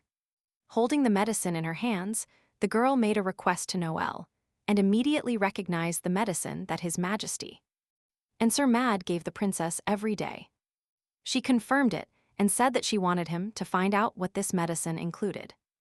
The girl immediately took the offered bottle and replied that she would immediately send it to her brother along with the letter. The emperor will send new servants, and tomorrow there will be confusion, so no one will notice if she leaves for a while. After a slight hesitation, Noel nodded and said she would be back soon. After saying goodbye to the princess, she hurried her pace and headed towards the palace exit. It was a great relief that Zero Brother was so talented, because Mohanes needs skilled people. The only thing she could think of was that if she had more time, everything would have gone even better. Her Highness's subordinates were surprised by the news that their master would marry this same princess. And they would live together tomorrow without marrying. His assistant was the most nervous and asked the Archduke if he said that the princess would marry the emperor's assistant. Sir Mad, his lordship, not paying attention to the atmosphere, simply nodded affirmatively to his question. Now he understood why the princess visited him secretly last night. One of the knights asked the other about the princess's arrival and if she was as beautiful as the rumors said. At that moment, the Duke said that he knew this was a big surprise for all of them, but that it would not change the fact that she would become his mistress. They would return to Mohan's as soon as the princess arrived, so they better be prepared. His assistant still looks incredulous and asks the Archduke if he knows what rumors circulate around the princess. And this was true, as she was the most talked-about person in the royal family. The man simply replied a short yes to his direct question. 5 marriages and mysterious deaths were associated with them. Perhaps the princess, having bad relationships with these men, killed them, and that's why she was considered a witch. The young man understood that his lordship did not believe the rumors, but he feared that the knights and neighbors of Mohan's would think otherwise. He replied that the rumors will disappear when the truth is revealed, and judging by the princess's behavior, she is already prepared for it. The Archduchess will need some things when she arrives, and the young man will send a message to Lord Chenki. But there was no answer to the question of what the lord would give the bride. He explained that since they spend the wedding night without ceremony, they usually exchange gifts at the wedding. Having understood why this was necessary, putting on his gloves, the Duke said that for this he would visit Lesoya. Upon arriving at his destination, he was greeted by a friendly worker who recognized him. It was the owner of the jewelry store, Lucia, whom he hadn't seen outside of Mohan's for a long time. She happily invited him to look around and choose whatever his lordship wanted. The man felt uncomfortable and did not understand what he was doing here and why all this was necessary. Passing by the shelves with jewelry, he realized it was time to leave. But at that moment, his sharp eyes noticed something that reminded him of someone. For some reason, this product fascinated him immensely, and he couldn't take his eyes off its shine. The agile young woman immediately notices where the Archduke's gaze is directed and asks him if he liked the decoration. He mumbled something inaudible, but the girl immediately got to work, sure that he was going to buy it, and packed it for him. The man started to sweat from such actions, but made no comment about it, asking him if he knew where the nearest hospitals were. He says he needs medicine, and the girl asks him exactly what he needs them for. The hero describes a small cut on his lips and a swollen cheek, and the owner of the establishment says she has first aid for it. It should be applied once in the morning and once before bed so that everything heals quickly. It was already late at that hour, and the girl was sitting not far from her bed, thinking about something. She couldn't sleep because she still had a lot to do, but now it seemed everything was left behind. At that moment, outside the door, they announced that the Archduke had come to her. The girl couldn't believe that Klajan el Agator was outside her door, and instantly turned in that direction. He asked me to wait a second, while she covered herself with the blanket to hide the exposed skin. As soon as she did this, she allowed the Archduke to enter her room. He immediately did this, and with a quick movement found himself next to the girl. The heroine immediately began to ask what brought him here at such a late hour. Because the king might find out. The man replied that she shouldn't worry about that, as His Majesty had given him permission to visit her. Leon couldn't believe her father allowed this and asked again, and he confirmed his words. He allowed the man to visit her so late, and although she knew he wanted information about Mons, it was not worth ruining the family's reputation. In this case, she invited him to sit down. And as she had already noticed, she couldn't offer him tea because there was no one. The fireplace in her room was lit and illuminated the dark room until the man replied that everything was fine. The heroine immediately got to work and asked him why he was here, and if there was any problem. As soon as she said this, he showed her the box and told her he had come to give it to her. The girl became interested in it, and upon opening it saw a hairpin. Never in her life had she seen an emerald as beautiful as the one in the hairpin. Then the man with closed eyes said it was the color of the princess's eyes. As soon as she saw it, she reached for it because it reminded her of her eyes, and she also thought it would go well with her golden hair. The girl didn't know what to do because, although she understood that he didn't mean any of that, she could misinterpret his intentions. She briefly thanked him and said she would treasure it. At that moment, she notices something else on the table next to him and asks about it. Then the man replies that it is an ointment for the lip wound that must be applied once in the morning, and another at night, and she thought she should apply it tonight before bed. The heroine realized that he was worried about her abrasion and thanked him for his concern for her. The Duke no longer listened to her and asked to apply it right away, and he would leave immediately to make sure she did it. While applying the ointment to her finger, the heroine couldn't help but think that the whole situation was strange. After all, he came here out of nowhere in the middle of the night. The young woman couldn't help but think that apparently she was old-fashioned, or that the Duke still treated her too familiarly. When she touched her lip, it twitched, and the man, worried, asked her if it hurt. She replied that it hurt a little, and then thanked him again for the hairpin and for the medicine.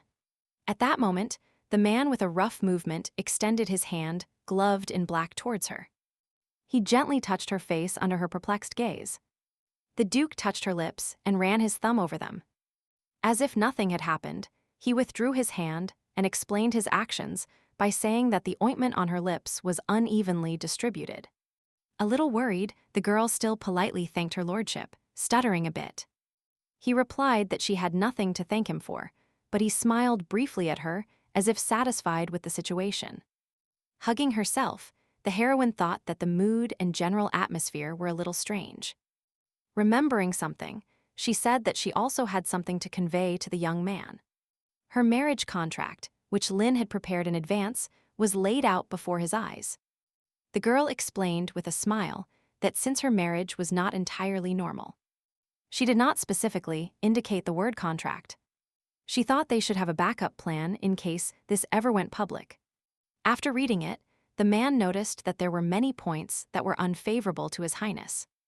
The contract stated that after 3 years of marriage, she would leave everything and disappear, so he wanted to alleviate her guilt. The girl replied that it was easier for her and asked him to accept this condition. After thinking about it a little, the man replied that in the first paragraph she indicated a period of 3 years. But it could be guessed that it was a marriage of convenience. Since she had already mentioned it verbally, she didn't think it necessary to include it in the contract. Therefore, he crossed out this particular part about the duration of the contract. So the girl asked him what he would do if after 3 years she didn't leave him. He replied that he would think of something, but for now asked what the third point about the non-interference in the couple's personal life meant. She thought he might bring a mistress with him, like Matt did, and it was very possible that a child like Philip would appear. If you write this in the contract, there will be no big surprise. But she replied that she wrote it down so that his vassals would not bother him about the heir.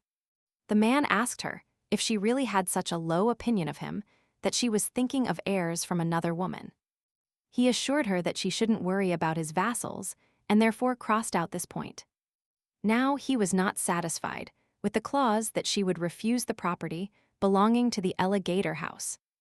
The hero asked if this meant that she would refuse to use not only his name, but also the power that came with her position. She was in such a hurry to draft the contract that she completely forgot about this point. And the man commented that this point was also superfluous, since she couldn't do anything as an archduchess. If she wanted to play the role of duchess and perform the proper duties, she had to accept the power that came with that position. He referred not only to belonging to the House of Alligator, but also to the role of Grand Duchess itself, which was a heavy burden. Now she had to sign the document, but only the standard clauses remained, so it was considered that the marriage was not under contract. The young man suggested that it would be better if she kept the contract for now. And for now, she should forget about the existence of this contract and try to play her role. The girl couldn't believe what had just happened. They discussed the contract and signed it, and she also received a gift. The heroine never tired of the gift the Archduke gave her, which shone reflecting the light. She looked at it all around and thought it was beautiful because it was the first time she owned something. Morning arrived, and the princess was offered to choose one of the wedding dress options. It was the same dress the girl wore when entering Mad's house, therefore it brought her negative memories. So the girl abandoned this option. The heroine ordered it thrown away and made sure it didn't end up in her luggage. Upon entering Mohan's, she did not want to carry with her the burden of memories associated with this dress. Suddenly, among the proposed options, she notices the one she likes. And the pure-souled Lian chooses it instead of the previous option. She also asked to remove all other jewelry and only place a hairpin in her hair. Her maid understood her request without argument and began to fulfill it. Looking at herself in the mirror, she noticed that she looked completely different from when she was married to Mad. Because it was the face of a person eager to live and with clear goals and objectives. The fact that Claudian Alligator remembered the color of her eyes meant that he was more sensitive than she thought. While thinking about her fiancé, the maid called the girl and told her it was time to leave. The heroine seemed to be waiting precisely for this, and therefore quickly accepted his words and left the room. She prayed never to have to return to this place in her new life. According to Mohan's tradition, the groom greets the bride, so the man was already waiting for Lian near the stairs. The girl, unaware of such a tradition, was very surprised by this act. Seeing this, the hero explained that although they are in the imperial palace, this does not change the fact that she is the bride of the ruler Mohanes. The heroine understood his explanation and accepted his hand, realizing that this was only the beginning. After all, after tonight, she will become the Grand Duchess of Lagator, and not the princess of the Ygritte Empire. Their wedding hall was different from the hall where she was with Matt, because it was full of objects foretelling the happiness of the newlyweds. Mohane's knights and imperial knights were going to stand guard outside the room all night. And the maids wished the young couple good night. The heroes sat next to each other, immersed in their thoughts. The girl thought about it, many times she did, but she couldn't stop worrying. Seeing that she was nervous, the man said that he had participated in countless battles, but that he was still nervous every time. So no one, in his opinion, had the right to belittle someone who goes onto the battlefield every time. His words reassured the girl, and she laughed quietly. Seeing that she had regained her senses, the man asked her if she wanted a glass of wine. Thanking him, his fiancée thought about how much he had done for her and her future. He personally brought the marriage invitation, and the ointment now even tries to calm her down. Almost finishing her glass of wine, the girl murmured that she would not regret it, but then pronounced clearly. And clearly the name of the Archduke and her now husband. When there was nothing left in the glass, she called him by his name again. For the first time in her memory, the man heard his name from her lips and focused his attention on him. He asked her what she needed from him, and she replied that the room was too hot for her. She approached Cassian, which greatly surprised the young man. Clutching his clothes in her hands, she could only think about how congested she felt at that moment. She grabbed the man by the neck as her heart beat wildly. When the girl brought her face close to his, the young man did not resist. The heroine was awakened by the sun shining directly into her eyes. The girl immediately opened her eyes, without exactly understanding when she fell asleep. She began to grope in her bed and then jumped out of bed looking for her new husband. But she had nothing to worry about since he was right in front of her and let her know he was here. Leon carefully took his hand and sincerely said that she was glad he was really alive. And standing in front of her, he noticed her strange behavior and asked her if the girl had had a nightmare. The heroine shook her head at that moment, thinking she was scared, and opened her eyes again to see the corpse next to her. Then the man asked her if she was worried about him and that she could die next to her. And she replied that she refused to be the sixth corpse. The hero said that he did this thinking that she would give up her intention to marry him if he said so. And besides, he knew he wouldn't die, and that's why she chose Cassian. The girl's worries slowly dissipated the more Archduke Alligator spoke. The man got out of bed and warned the heroine that he would go to the emperor to receive official confirmation of her status as Grand Duchess. She wanted to go with him, but the young man looked at her and told her not to leave the bedroom. After all, a bride who has just spent her wedding night with her husband will not be able to move so easily. The girl blushed and covered her face with a blanket, feeling great embarrassment for what she had done the night before. She remembered how at night she asked the young man to release her hand because she was very hot. But he replied that this was not the best idea on the part of His Highness. When she asked why he thought so, because now they were in the bedroom. And it was nighttime, but he categorically stated that he was not sure that now was the place and the right moment. The heroine added that, after all, it was a wedding room, but as soon as these words came out, she analyzed it. Her eyes filled with tears, and she pressed her face against the Duke's shirt, making him promise not to die and to live until morning, because he must survive for her to survive. At the same time, the maid behind the door was arguing with someone and telling him that they had to come in right now. The one she was arguing with was the Duke's personal knight, who did not allow the newlyweds to enter the chambers, saying that they were sleeping. She replied that she was the princess's personal maid, and she wanted to convey something urgent to her mistress.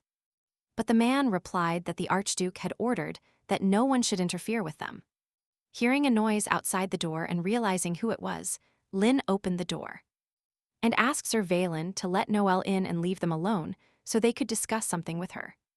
The man flinched after her appearance, but obediently replied that he would wait for the Grand Duchess outside the door. He addresses her as Grand Duchess, and despite the rumors about her, he recognizes her as Archduchess. At that moment, the mustard girl apologized for not being able to return sooner, since the tower owner arrived at the academy, and it took a long time to sneak away. The heroine asked if he meant the head owner, Dolphin Burns, who refused to leave the wizard's tower. Noelle agreed with her words and was surprised when he suddenly appeared at the academy. And regarding the medicine the heroine gave the maid, her brother could not determine all the components in such a short time, which meant a large amount of them. Honestly, she didn't need to find out urgently, but he was so obsessed with it that he even sent her this medicine today. So it was important. Leon asked the girl's brother to find out all the components as soon as possible. And tell her, and she nodded her head. She decided, just in case, not to drink it yet, and warned him to send a message from the maid's brother to Mohane's as soon as he arrived. After a brief hesitation, the maid replied that she was sure that everything would be fine with the princess. She smiled sincerely at her devoted ally and said she hoped so. The heroine told her that the Archduke had gone to meet the Emperor. She needed to get His Majesty's approval to officially become Grand Duchess. When asked when he would return, she replied that he promised to return tonight. Looking out the window of her bedroom, the girl realized that she had plenty of free time. At that moment, she decided to take a short walk around the residence and asked the maid to warn the knight assigned to her. The man replied that the Grand Duchess did not need permission and could do whatever she wanted as long as she did not contradict the Grand Duke's orders. Only now did the girl realize that she did not have to ask for permission, because there was no one here who could control her every step.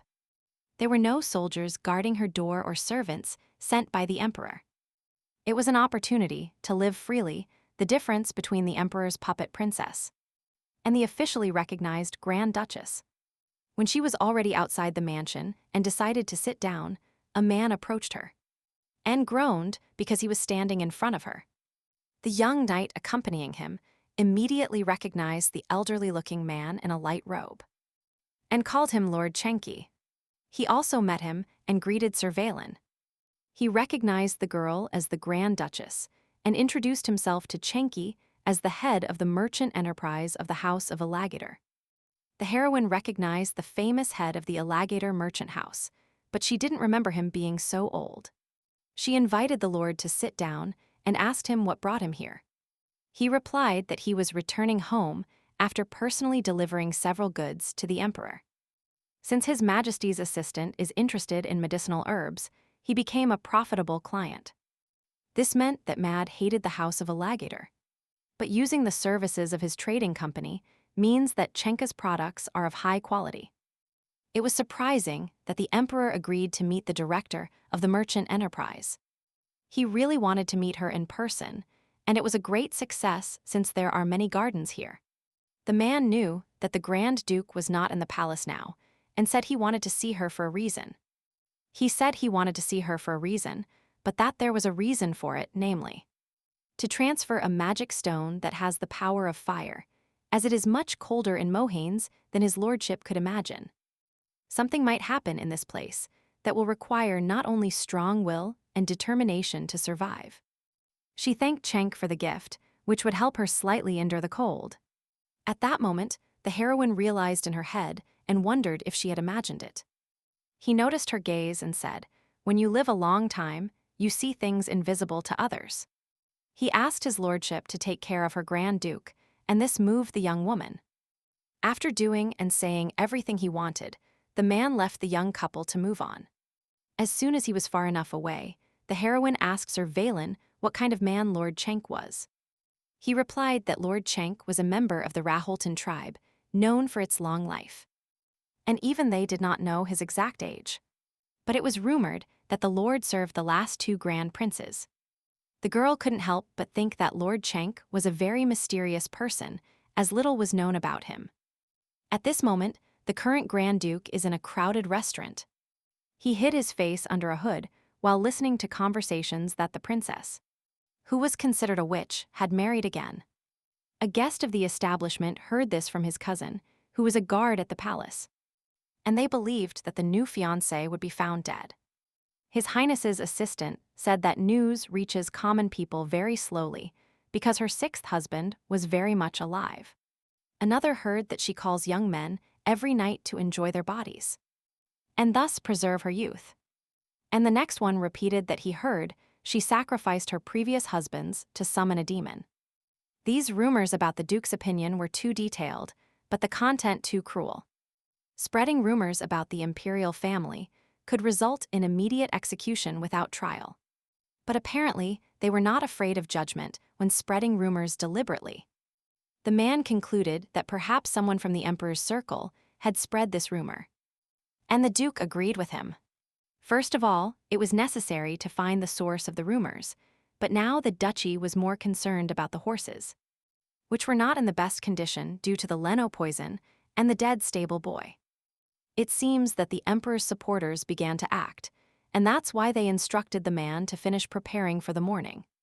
Too much time has passed to easily find the source of the rumors. But he hopes that in the future they will not bother the girl, and she will find Mohanes as her refuge. The duke's assistant walked alongside Sir Valen and complained about how difficult it was to serve a master who did not have a romantic relationship. When asked if this bothered Sir Veller, he replied with a short no. He continued by saying that the Grand Duke said it was a loveless marriage. But he thought he would fulfill his duties, and the marmot could serve his son. Hearing his endless monologue, the knight who was supposed to go with him simply agreed briefly. Then he asked him if the lord thought they could eventually develop feelings, and this could lead to physical contact, while thinking that his master needed to relax, but they didn't have enough time to rest. The duke visited his new wife. His personal maid sat next to him and greeted him, but he was busy with something else. He immediately noticed the girl's injury and asked who allowed a member of the imperial family to get hurt. The girl did not answer his question and silently bowed her head. She tried to cover her ankle injury with a corner of the blanket so he wouldn't see it. Then the man unceremoniously grabbed the heroine by the leg and ordered the maid to leave here because he would take care of everything. She felt insecure and did not want to leave, seeing her mistress's reaction. But she, with a flushed face, silently nodded, signaling that everything was fine, and that she could leave here. The man said he hadn't received any message from Valen about this, and she replied that she herself asked not to. Still examining the damage, the hero asked why she didn't call a doctor for this. The girl, with an unnatural smile, replied that not everything was so bad. Bandaging her leg, the man was sincerely indignant at her attitude towards her health, because the imperial physician existed to treat even minor injuries. Leon replied that she accepted his reasons and asked him to stop scolding her for her carelessness. He realized that he had overstepped and asked her if it seemed to her that the duke was scolding her. The archduke finished bandaging her leg, and when she replied that it seemed so to her, he admitted that it was not his intention to scold her. Then the princess replied that she perfectly understood that this was not his intention. He asked her how she managed to hurt herself while he was away, and she replied that she had fallen. It wasn't a lie, and she would soon find out the truth, but now she didn't want to say it with her own lips. When she answered so briefly and dryly, he assumed she had something to do with Sir Mad. Then the girl laughed briefly, as if she had hit the nail on the head and didn't even understand it. To his question if she was laughing because he hadn't understood correctly, the heroine replied negatively, saying that he was very smart. But he didn't want to bring trouble to the house of El Agator or Mohans, since Sir Valen had done more than enough. And indeed, he thought that the emperor's anger could fall on the poor knight. The emperor doesn't care at all that his aide is insulting his daughter. But if a knight raises a hand against an aide-de-camp, His Majesty will consider it a challenge to his rule. And they had just gotten married, and she didn't want the wallpaper to spread rumors that she had seduced the emperor's assistant. She asked him how he thought people would side with her if this incident became public. This would be terrible because the rich would find it funny. They cannot imagine how a person's life can be completely ruined. The current rumors were so bad that she was sure she would feel uncomfortable with Mohanes. So she couldn't make any more noise since she had just become a duchess. The hero understood the meaning of her words and changed the subject, saying that they were almost ready to return to Mohanes. The girl couldn't help but wonder if the Duke would let this incident go into the past or not. At that moment, the hero wanted to give her something before they left, although he should have returned it in the morning, and ask her forgiveness. He asked to open it, which the girl began to do, already guessing what was inside. The heroine's tears dripped onto the expensive parchment, on which there was only one short sentence. The fact that the emperor officially announced the marriage of Grand Duke Cousin Alligator and Princess Lynn Degree. She finally stepped one step away from those who were going to kill her in the future. Placing the parchment on her face, she sincerely thanked the Duke, knowing that she could finally leave the cursed palace. The next day, preparing to leave, the Duke told the young woman not to worry, and that she should rest. Still half asleep, the girl rubbed her sleepy eyes and decided to ask him where he was going. The hero replied that he had something to finish, but that he would come for her as soon as the carriage was ready. Then Lynn hesitated for a moment, but still decided to ask him something in an uncertain voice. She understood that he was busy, but the onlookers had to ask him for a favor. They said that it was easy for her to use the power that accompanies her position as Grand Duchess. And she agreed with him. The heroine asked him to find her a person, specifically someone named Vanessa Alter. Some jewelry should not be touched or simply noticed, such as vases, statuettes, antiques, and accessories. But even among them, one decoration stood out, and its name was Leon Digrid. In her past life, the girl was no better than Mads Jewelry, who was always by her side. But she couldn't speak. Not just speak, but even think that she is, in fact, a decorative flower. Honey didn't treat her like a person, and only used her for his own ends. He sat her next to him to show off, even when exchanging important information with friends. He even allowed her to stay even when he spoke, only while boasting about his own achievements. She also had the opportunity to see an important letter in which people asked Mad for help. The time had come for her to steal his future glory and use it against him for her benefit. While thinking, she said that Mohanes needed a person like Vane's Alter. Of course, she knew that Mohanes didn't let everyone in, and she might doubt her choice. But her new husband assured her that he would always support her decision, and if she deemed it necessary. That was all he needed to know. She thought he would refuse because it concerned the safety of Mohanes, but everything turned out completely different. The heroine couldn't help but wonder if one of her decisions might turn out wrong and cause traffic jams in the future, so she decided to be careful. Long explained that Van Ness was an engineer who had extensive knowledge of agriculture. She knew that Mohanes was not the best place for cultivation due to the climate, but that was the reason they needed him. Because they create a greenhouse using magic stones, and this will protect the plants from all natural phenomena, except sunlight. But since Vanes was a naive person in the past, Matt took all the credit for this creation. The hero had heard that the princess was an obedient puppet of the emperor, so he couldn't understand how she knew this if she wasn't interested in politics or high society.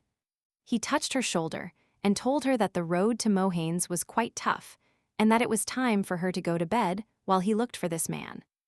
Following with him, she left the rest of the solution to the situation and followed his advice. And the next day, the young woman and her maid left the mansion to the place where the carriage was already waiting. Classian was already waiting for the girl, and the first thing he asked was how her ankle was. The heroine sincerely smiled at her contracted husband and replied that thanks to him, she felt much better. Seeing a small travel trunk with her personal maid, the man asked her if that was all her luggage, and she replied that it would be enough for a long time. The man doubted her statement, but decided to close his eyes and introduce her to some people. First of all, his assistant Jarrett Dalep, who asked to be called simply Jarrett. Vailna, the captain of the Mohans Knights, whom she already knew, and Baird, one of the guards who would protect her on the way to Mohans. The girl smiled radiantly and said she was delighted to meet them all, and asked them to take care of her. The young people finally went to Mohanes, and the girl noticed that they stopped in the middle of the forest and asked them if they had arrived. One of the knights shook his head and explained that it was quite far from the entrance to the Mohanes Mountains, and that they planned to make many stops along the way. He also pointed out that the young man probably needed to step out for a minute, which he did. The heroine, deeply shocked, opened her mouth and immediately recognized the young man as Vanessa Altera. Quickly controlling her emotions, the girl asked the young man to sit down, which he did hesitantly. She had no time for detailed explanations, so she wanted to tell him briefly. Leon wanted to provide him with an unlimited amount of materials and funds for his research. So she asked him if he would go with them to Mohanes and work there for the El Agator House. His invention will help many people living in difficult conditions, and he will also be able to save many lives. The man replied that he apologized to His Highness, but that he could not go with them to Mohanes. Vanes was very generous and kind-hearted, and if she realized that her inventions could help people, the girl was sure she would agree, so she was surprised by his refusal. Having regained her senses, the heroine carefully asked him to explain why he couldn't go with her to Mohanes. With a pained face, the man reminded the girl that she had become his fiancée. She needed him right now, so he had to stay by her side. Then, Leek invited him to take his fiancée with him, before silently asking her husband's opinion, who nodded in approval. Now the girl stated with more confidence that outsiders were not allowed to enter the territory of Mohanes, but that they needed Van's incredible talent. The man timidly thanked her for the compliment and asked if he could discuss this with his fiancée. Laughing, the girl gave him permission and said she would prepare everything necessary so they could settle easily in Mohanes. At that moment, the man awkwardly fiddled with his hands and asked if his fiancée's son could go with them. Upon leaving, one of the knights explained to him that one of his guards would accompany him so that he could go with him. He accepted this favorably, and turning one last time towards the protagonist, thanked her wholeheartedly. She also smiled radiantly at him and told him that she would await his final decision. Although in my mind, I couldn't help but think if all this would be possible to achieve. But what if Vane's fiancée refused to move to Mohanes? Or what if Matt contacted him before they themselves heard from him? While wondering what Matt was doing now, he was walking quickly towards somewhere, cursing a person along the way. Mentally, he exclaimed that he would never forgive Ella Gator for violating his plans. The reason for his anger lay in the events that occurred an hour ago, when the princess of the empire asked the young man to leave because she was now a married woman. And he might be the emperor's assistant, but she still felt uncomfortable talking to Sir Mad late at night. She expressed the hope that he would no longer come so unexpectedly, which drove the man completely crazy. With a rude and tactless move, he grabbed the heroine and raised his voice at her. The girl's eyes were wide with horror that overcame her due to the bad memories associated with this man that had befallen her. She screamed and ordered him to let her go, and received a slap from the distressed young man. The knight who was supposed to protect him extended his hands towards the staggering young woman. But before he had time to help her, the girl, whose vision had darkened, had already fallen directly to the floor. Then Sir Valen's defensive reaction worked immediately, and he hit the man who had hurt his mistress. He spared no effort in the blow and immediately ran towards His Highness and asked her if she was okay. Mad felt powerless, convinced that the Agadir had ordered his stupid knight to do this. He stamped his foot angrily, indignant at how a mere knight dared to treat him like an emperor's assistant. The man couldn't believe he showed up before the princess with such a stupid look. He planned to report everything to the emperor first thing in the morning and have him beheaded. At that moment, as soon as he thought of it, the door to his room was open. The one who dragged him into the room was the Grand Duke of El-Aghdar, which immediately alarmed the other young man. The man stood in front of him with a gloomy expression and addressed him without any proper title, but simply as madman. He immediately shouted at him and nervously yelled for him to let him go, thus bursting into his personal space. But the Duke immobilized him with his overwhelming strength and confidently asked him if he needed to give explanations. All trembling and covered in cold sweat, Matt was pressed against the sofa, and he couldn't understand what was happening now. At that moment, another young man shamelessly reclined on the chair next to him and said that he was convinced that the absence of one of his arms would not affect the performance of the employee. Of the emperor. In principle, not expecting anything from him, he asked the emperor's aide if he agreed with his statement. He could utter the words that His Majesty would not allow the Archduke to go unpunished for such behavior. Then the man asked whose side the emperor would be on, Lord Mohin's or a simple assistant's. He invited the trembling man to make a bet on this matter. The hero wanted to accept his condition, but imagined a situation where he would go to complain to the emperor about the archduke. The disappointment on the high-ranking man's face immediately came to mind. Mad immediately understood whose side the emperor would be on in this situation, for whom it would not be profitable to side with him. He lowered his head in defeat while his gloved hands, still trembling, clenched into a fist. During these times, the duke said he would allow him to maintain his physical shape. The viscount, who was startled by such a brazen declaration, was sincerely indignant. But at that moment, he noticed that the gloomy aura that had surrounded him since the duke's arrival had concentrated on one of his hands. His right arm hurt so much that the man screamed and fell to his knees in agony. The man who did this to him warned him that if information about what happened tonight with the Duchess leaks out, next time he will not limit himself only to the doll. He returned and walked with the knight, who said the Duchess was injured because he was not fast enough, and that he had no excuses. The Duke replied that when they returned to Mugen's, 3 months' wages would be deducted from the knight's salary. And for 3 months every morning, he would run 300 laps and thank him for his indulgence. From now on, if anyone harms the Grand Duchess, he has permission to kill him on the spot. The carriage traveled at a fast pace all night in the direction of Mohane's. The young woman's maid brought her a fur coat and told her that his lordship should sleep. Seeing the maid putting on the fur coat, she thought the Duke must be tired. Just like her. The maid replied that it seemed no one had ever seen the Grand Duke sleep. And the heroine asked who told her that. She replied that it was Sir Valen, and that if the other party couldn't sleep, she could tell everything she heard. She asked exactly this, and the girl began to tell her that a new fashion for jewelry made of pearls had appeared in Mohane's. And silver wolf fur.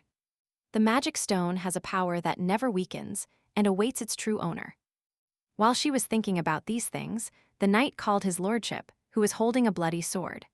He said there were 9 corpses lying here, but there were 13, so we have to find them. And kill them.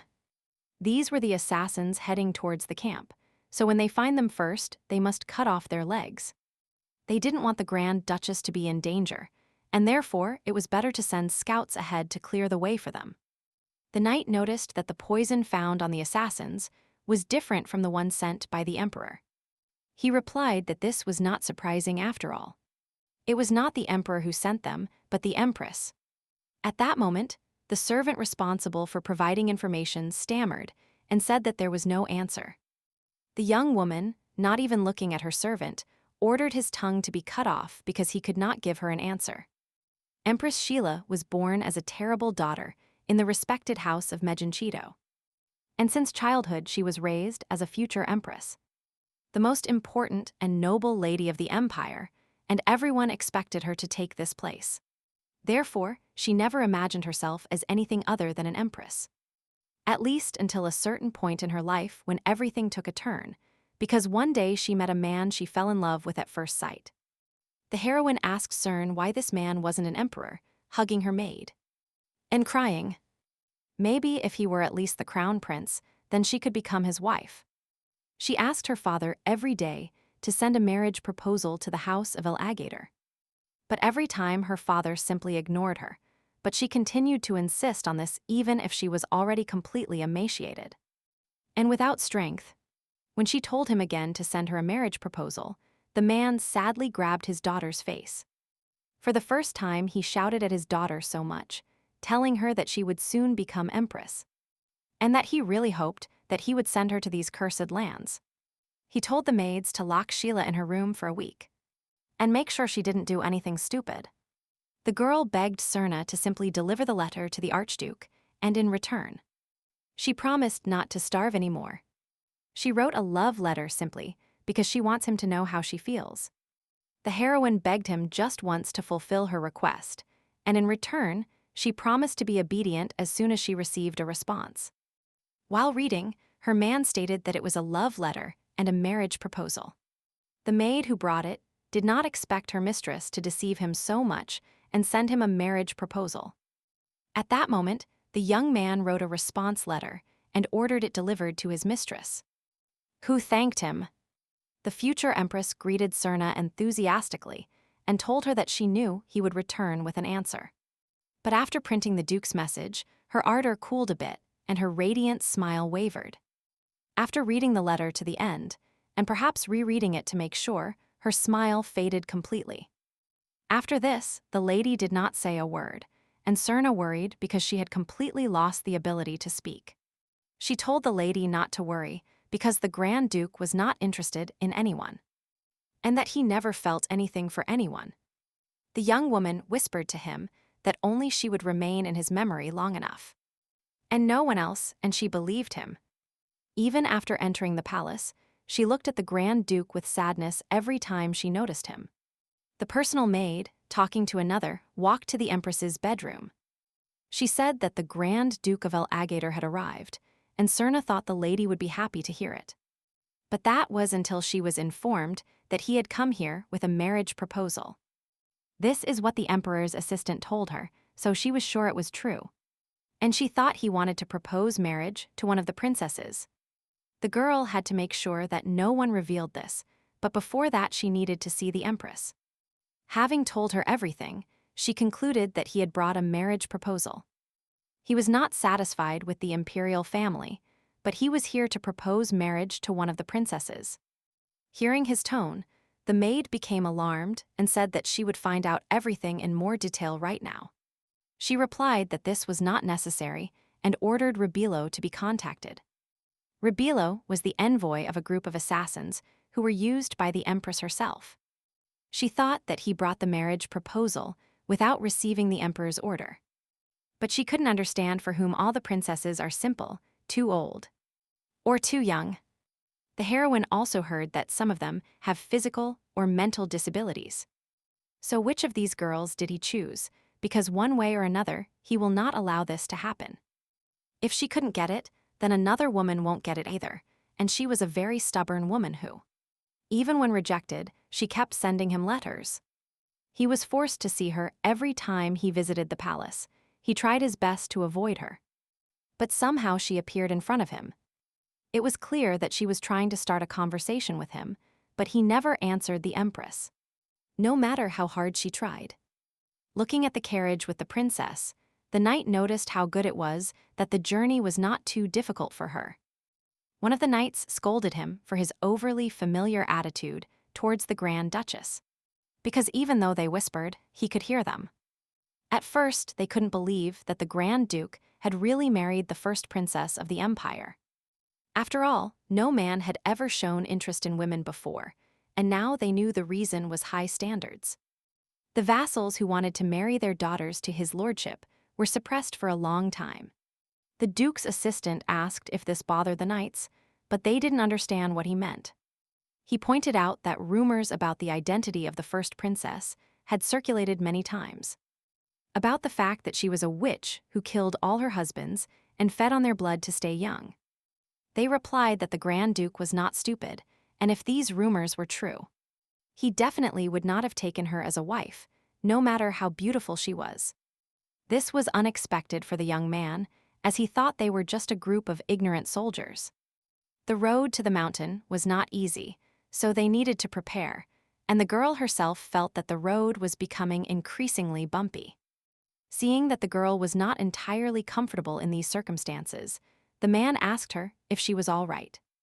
At first, she didn't pay attention to his questions, but after a brief hesitation, she said everything was in order, although she didn't actually feel that way, which was confirmed a moment later. Because from a strong push, the girl fell gasping directly into the Archduke's arms. She immediately raised her head and realized the position she was in now. The man, still holding her in his arms, asked if the girl was all right. She replied positively, and holding her hands in front of her, said asking for forgiveness for attacking him like that. He replied that everything was fine and asked again if the girl was injured to make sure.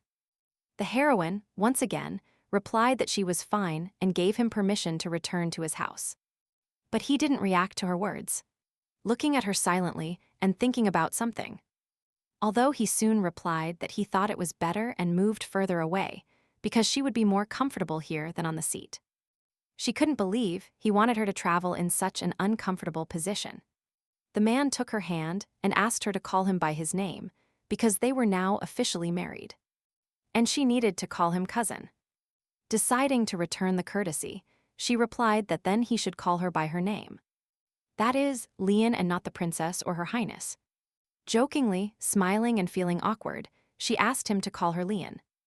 Then the corners of the young man's mouth lifted, and he called the girl by her name. As she had asked him, the heroine couldn't believe that the ruler of Mohanes was always gloomy, and the war hero knew how to smile like that. Especially at her. They finally reached their destination, and the Duke set foot on the snowy lands of Mohanes. The heroine asked him to let her go, but he kept looking at her and didn't answer. He later explained that the magic emanating from this door can negatively affect the human body. And often the pioneers feel dizzy and lose consciousness. So he thought that for her safety, it was best to cross the door that way. The girl was now Grand Duchess, so she would faint upon crossing the door. After mounting her on horseback, he explained that because of the snow they would have to travel on horseback.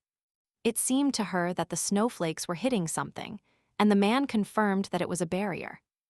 Upon crossing it, the girl finally saw the snow-covered Mohans in person. The Duke asked if she felt dizzy crossing the barrier, and the heroine replied negatively, saying she was simply very impressed. This was a relief for the Duke, and he said he would order the servants to choose her clothes with much care until she got used to the climate. Lian had no idea that a horse could gallop on such a road at such a speed. She was very cold, especially because her legs and back hurt a lot from the racing. The man continued to quickly guide his horse towards their destination and noticed something. Seeing the girl's strange condition, he asked if she was all right. Her hands trembled when she replied that she was fine. The hero could only think that he needed to reach the castle as quickly as possible. And that's why he started spurring his horse. The gates burst open in front of him, and he immediately flew into the room with his cargo. The servants were already waiting for him and wanted to greet him, but he literally rushed past and ordered them to bring hot water. They started whispering that the woman in the Grand Duke's arms was the new Grand Duchess, who was not handling the cold very well. This was the norm for all visitors, but they didn't know what to do if she lost consciousness. But they were interrupted by a crash. It was the head maid who said that if it were an emergency, the Archduke would have called the doctor to make sure everything was in order.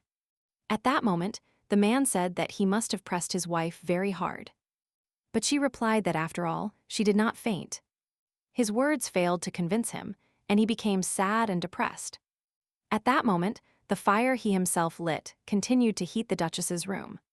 The girl, after a minute of silence, called Cardian with a reassuring smile. He seemed to be waiting for this, and began to say that this was probably not what she expected when she decided to come here. After a while, the girl admitted that this was indeed the case and did not deny it. After receiving an answer, the man warned her that he could not help her get used to the cold, and that she would have to face it herself. Seeing the facial expression of her new husband, the heroine realized that he was very worried about her condition. At that moment, the water that the Duke requested for his wife was finally brought to her room. The woman who brought it introduced herself as Yvonne Clusen, the head maid of the House of Alligator. The girl responded to her greeting by saying that she was looking forward to meeting her and thanking her for her visit. She asked his lordship to ring the bell if she needed anything, and this reminded her of the past. The woman said she had appointed her palace maid as her personal assistant. But if she wanted to notify her, she could have simply informed him, but the maids had once argued about her behind her back. They expressed the hope that she would die soon, and they would no longer need to listen to Matt's mistress's complaints. In this life, everyone wanted her dead or wore her down until she died herself. The girl woke up from her dark memories thanks to the voice of the head maid. Even Clusant said that everyone is happy to welcome Her Highness here. The heroine never thought she would feel this way again. She knew she didn't need to be so honest in front of Closion. But for some reason, she was satisfied with the circumstances and the attitude of the people in this place now. She explained that none of her people felt contempt or hatred towards her. The girl asked if she could get along with them, and the man confidently replied that of course she could. At that moment, a month later, someone named Caroline, who would become the next Grand Duchess, came of age. Before going to dinner, the hero wanted to warn her that from that night on he would not be home for some time. The girl's face immediately became serious, and she asked what was going on. He replied that the heart of the Belger forest would soon open, and that he had to wait for that moment in its very center. The heroine heard about this crack through which monsters can pass, which is located in the north of the Mohans Mountains, in a forest that never freezes, composed only of Belger trees. And once every 6 months, a crack appears in the middle of this forest from which countless dark red monsters emerge along with red sand. And since this appearance resembles a wounded heart, the bleeding people began to call it the heart. And Mohanes was on the border, so the Duke could not ignore it. The Emperor wanted to know a way to get rid of the monsters without the house of a Lagator, because the Duke had never been injured during battle. The girl said that he should always return safely after his incursions into the heart. The man understood her fears, carefully touched her hand, and promised to be careful. In the middle of the Belger forest, rare flowers bloomed, their petals were transparent and hard as ice, so it was nicknamed the ice flower. After they destroy all the monsters and the heart of the forest closes, the man will return unharmed and bring her this flower. The heroine smiled and replied that she would wait for that moment because her life depended on his. It was time to freshen up, and the man ordered the maid to serve fruit juice to the Duchess instead of wine. The girl did not understand the reason for such an order and asked why he was doing this, because she could drink wine. He was aware of it because anyone can drink it if they want to. The heroine understood the double meaning of his words, and the hands holding the instruments trembled. And she paused. Then the man said he had to strongly warn her that from now on she should never drink. She asked what it had to do with the night they were drinking together, and then the heroine did something wrong. But the man didn't react to her words and continued eating, leaving her alone with her thoughts. After eating, the man told her that he would inform the butler about the residence arrangement. Because now she is the owner of the house, so she can arrange everything as she wishes. She let go of his hand and told him that he should not do this because she knew what would happen in the future. That is, that she would leave in 3 years without leaving anything behind. And having said this, the heroine thanked him for seeing her off. The hot bath was ready for His Highness, and she immersed herself in it. When the maid asked how she felt, Leon replied that she felt fine now. And she thought it was thanks to the Chenk stone that had helped her so much. She admitted that she had acted stupidly and hoped she hadn't given the impression of a weak duchess on the first day. The maids commented on her words, saying that some knights even faint when they first enter Mohanes. And they were impressed that she didn't. The girl smiled and said it was a relief, and asked Noel to send a message to the butler of Viscount Barrymouth's residence, with a request to take care of the things she left there, and also to tell him that she was grateful for the help. Then the maid shuddered when the butler was mentioned and hesitated on how to tell him everything without hurting her.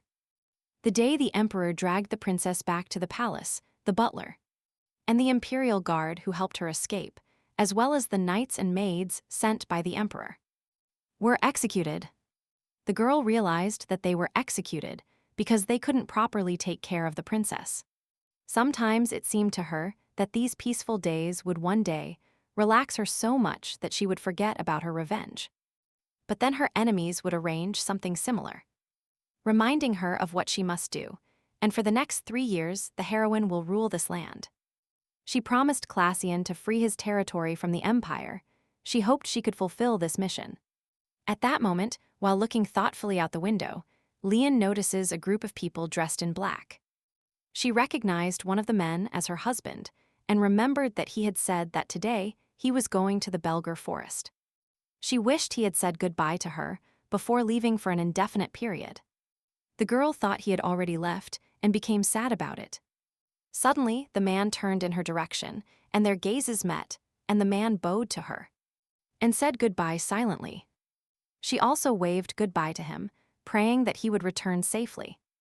Feeling that she already longed for his presence, the girl asked Ureth approximately when the Grand Duke would return. He replied that the heart of the Belgora forest remains open for a week. The heroine didn't know many things, but she thought that was enough by her standards. She asked if there was anything she could do within her authority to find out about Mohanes. The man suggested that she go to the local library and look at the decorations. The balance charmed the girl. The princess enthusiastically picked up several books about Mohanes and began to read with a smile. Although then her smile faded, and she began to take the process more seriously and concentrated. In the end, it was so complicated that the girl couldn't understand anything, no matter how hard she tried. Although she was embarrassed to admit it, she asked the young man to recommend a simple book that contained basic information about Mohanes. So, the knowledgeable man suggested she start with the old tales of Mohanes. That perhaps would suit her. The heroine thanked him, and starting to read, she found an incomprehensible moment for her, and asked the man what the Hake party means. He explained that this is the nickname of the fire goddess, who used to be the owner of the Belger forest, and usually called her Jekka. Due to the cold climate, the people of Mohanes celebrate a festival every year in the hope that the fire goddess will return to help them. 3 days later, while the heroine was spending her days in the castle, a young knight from El Agator drew his bloody sword to kill the monster from the heart of Belgors.